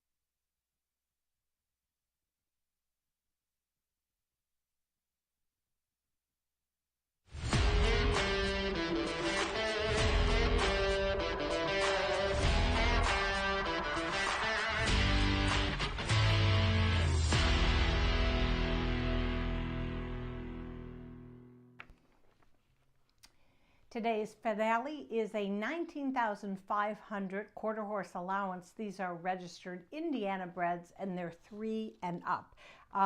The condition is they've never won 2 races. So we've got some good experience to go by. We will scratch number 6, and that's Lethal Chick, but we're still going to have a full field racing 350 yards. So let's go to the paddock and take a look. There's many promising 3-year-olds, young horses in this finale, but I'm going to put number 9, Secret Horn, on top. He's a 4-year-old son of Secret Habits and trained by Tim Eggleston. This horse qualified last year as a 2-year-old for the 205,000 Miss Roxy Little Futurity. And that was completed in October. That's a really rich, tough race. Stablemate Redheaded Beach won that one. But then Tim Eggleston gave this horse some time off, Skelding some time off, came back, not in allowance or any kind of, lower level race, but came right back into the Born Runner Stakes, which is always really good. And this year had a whole bunch of stakes winners. So the fact that he didn't finish in the money in that, off a layoff, and also with the stumble out of the gate, to me, you have to forgive all of those things. Back at the allowance level, I think this guy is going to be pretty tough. All right, next up, I was mentioning several 3-year-olds were competing in trials on June 1st. That was for the QHRAI Derby, and actually really, really good competition for that one. So what I liked is a horse number 10, You Can Kiss Judy's Booty. This is a filly sired by AQHA champion 2-year-old Kiss My Hawks. Ron Raper trains, and Berkeley Packer is going to ride. Now, he's the one that broke the maiden on this filly, I think it was last month. And so the fact that he's back aboard, and she ran so well on June 1st, also from an outside post, I kind of like that. She is a 3-year-old competing against olders, but boy, she's nice, okay?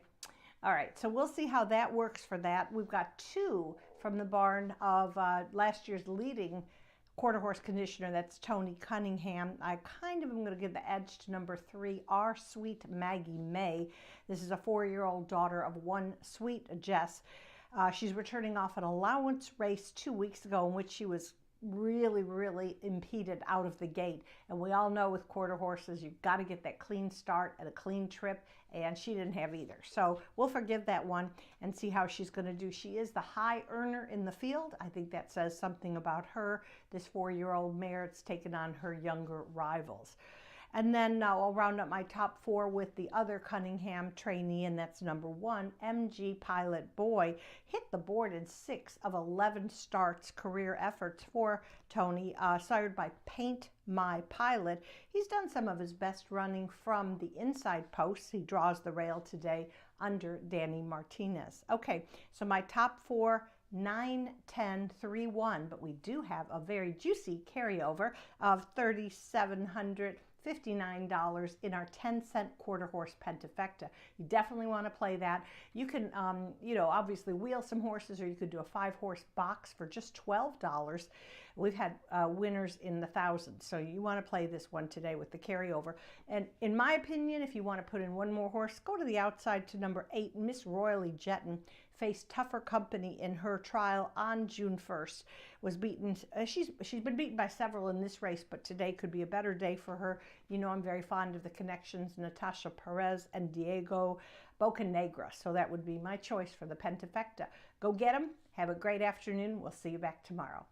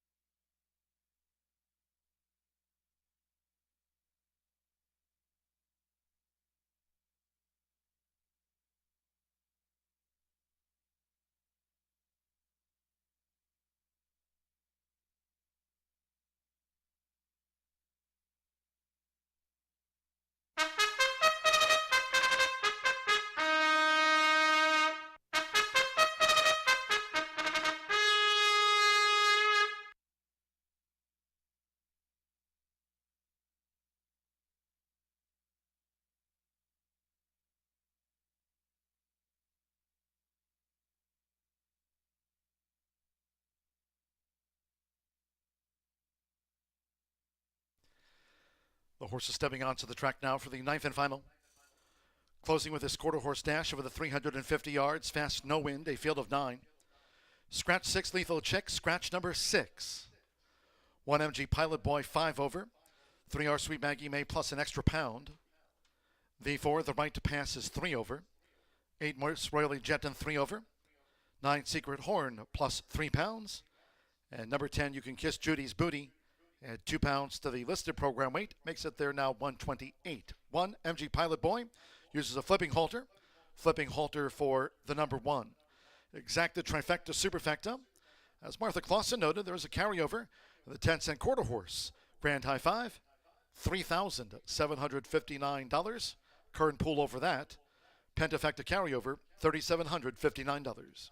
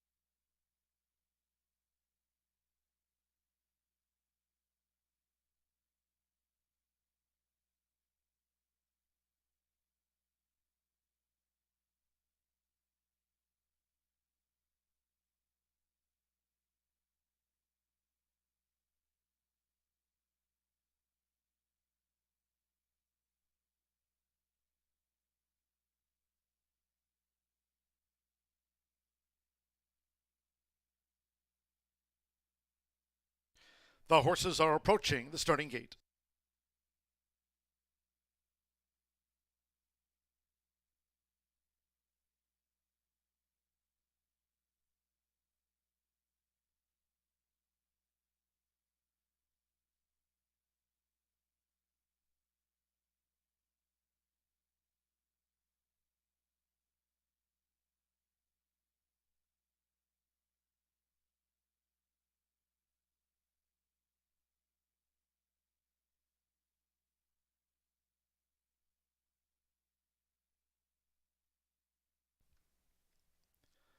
The horses have reached the starting gate.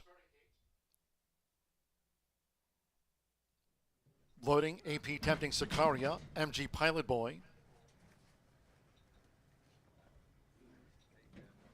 The Right to Pass uses the flipping halter.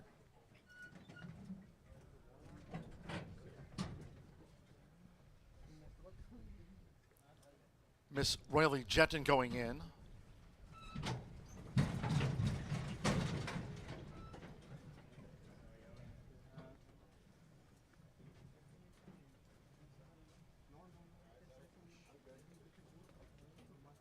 Secret Horn flipping halter. Now A.E. Justdale. A.E. Justdale like Secret Horn. Both for Tim Eggleston, who has a thoroughbred win on the card. Now R Sweet Maggie May.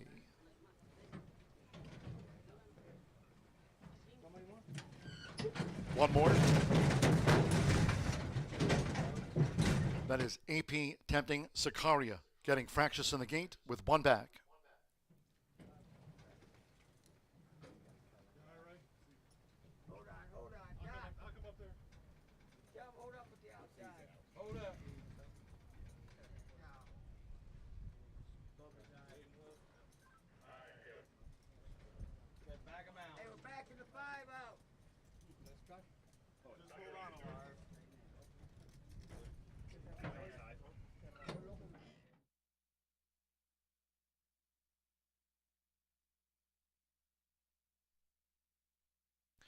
They've backed out number 5, AP Tempting Sicaria.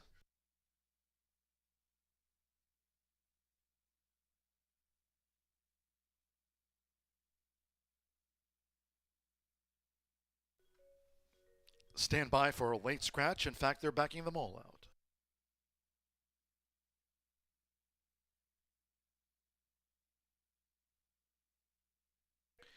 Late scratch on number 5, AP Tempting Sicaria. All wagers here on 5, AP Tempting Sicaria refunds. 7-5 or consolation double, combining Mr. Mello, who won that main track maiden, and 5 AP Tempting Sicaria, now a late veterinarian scratch, and by order of the stewards. Those using 5 AP Tempting Sicaria in a multi-race major, you now receive the post-time favorite as your substitute in those.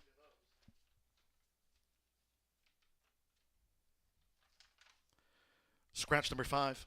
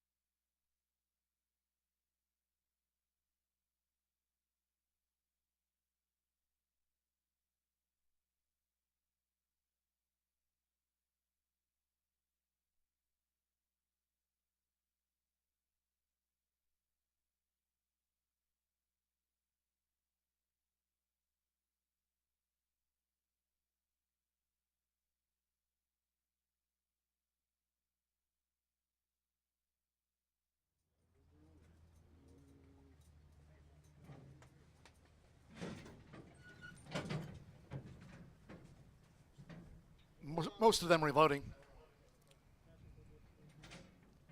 Only You Can Kiss Judy's Booty was left to load when AP Tempting Sicaria got fractious in the gate and is a late scratch on number 5.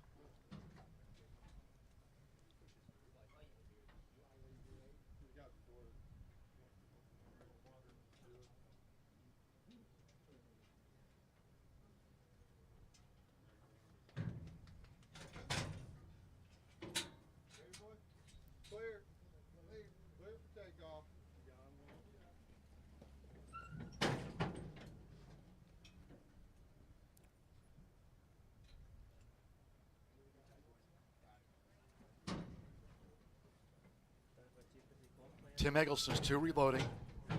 Sacred Horn, A.E. Justdale the Gray.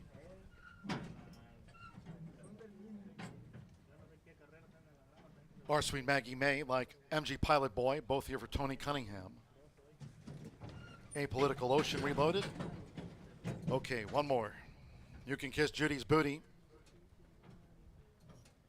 Late scratch again on 5, AP Tempting Sicaria, the 5, a late scratch. Thursday post time 2:10 to close out the race week. All in. Off in the finale. Miss Royally Jetton, sharp start for Apolitical Ocean with the right to pass. MG Pilot Boy with Our Sweet Maggie May. A Justdale past the 2:20. On the outside is You Can Kiss Judy's Booty and squeeze back with Secret Horn. They're well inside the final 110 yards. Apolitical Ocean, and You Can Kiss Judy's Booty in a photo finish. Our Sweet Maggie May was third. The right to pass, A.E. Justdale, Miss Royally Jetton, MG Pilot Boy, and Secret Horn.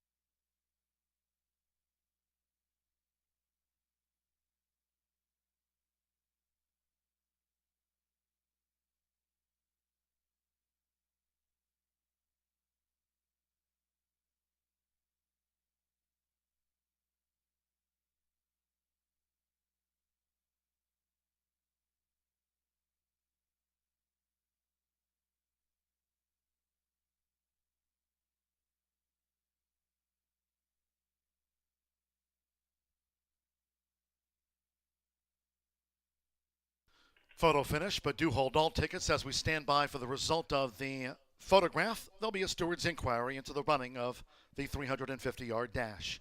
Photos, inquiry, hold all.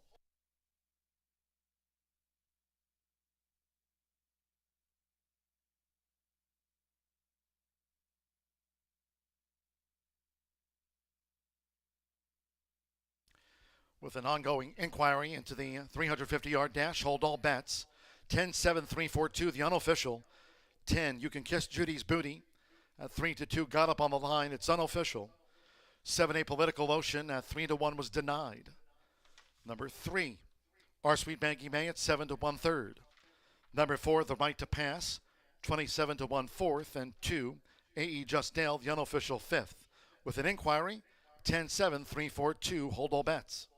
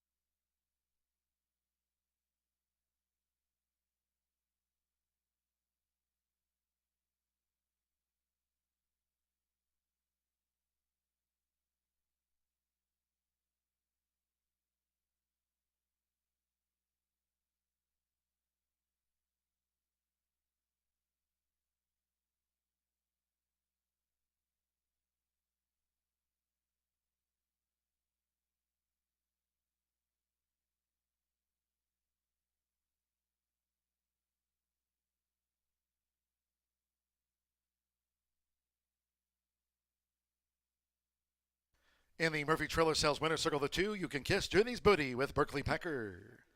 You Can Kiss Judy's Booty is a 3-year-old sorrel filly by Kiss My Hawks out of Zoom in Love by Shazoom. Bred in Indiana by James and/or Stephanie Hill. Ron Raper owns and trains. Horseshoe Indianapolis congratulates the winning connections of You Can Kiss Judy's Booty. Now, after an inquiry, the stewards did make a disqualification.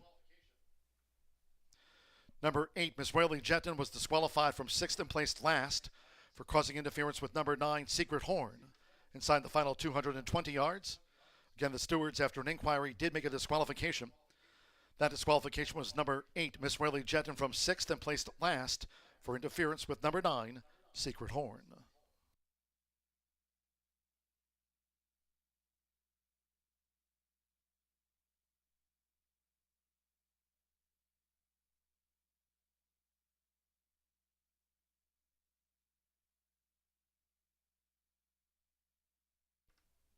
The result of the 9th race, official.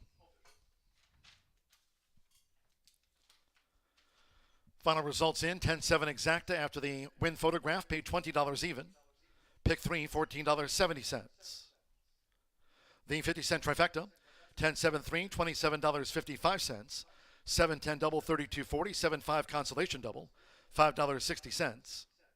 10-cent superfecta, $52.83. And the 10-cent pentafecta, A.E. Just Dale 5th, 10-7-3-4-2, paid $223.55. That concludes our live racing program for today. We thank all that joined us here at the races. Cheers to all who tuned in. That final dash, 18.265 seconds.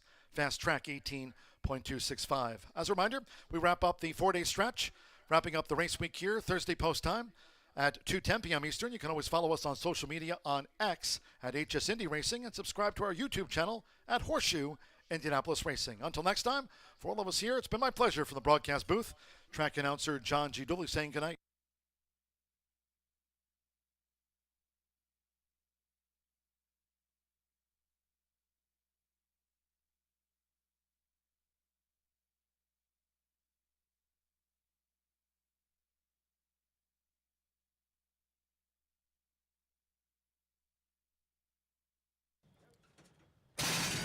Off in the finale. Miss Royally Jetton, sharp start for Apolitical Ocean with the right to pass. MG Pilot Boy with Our Sweet Maggie May. A just down past the 220. On the outside is You Can Kiss Judy's Booty and Squeeze Back with Secret Horn. They're well inside the final 110 yards. Apolitical Ocean, and You Can Kiss Judy's Booty in a photo finish. Our Sweet Maggie May was third. The right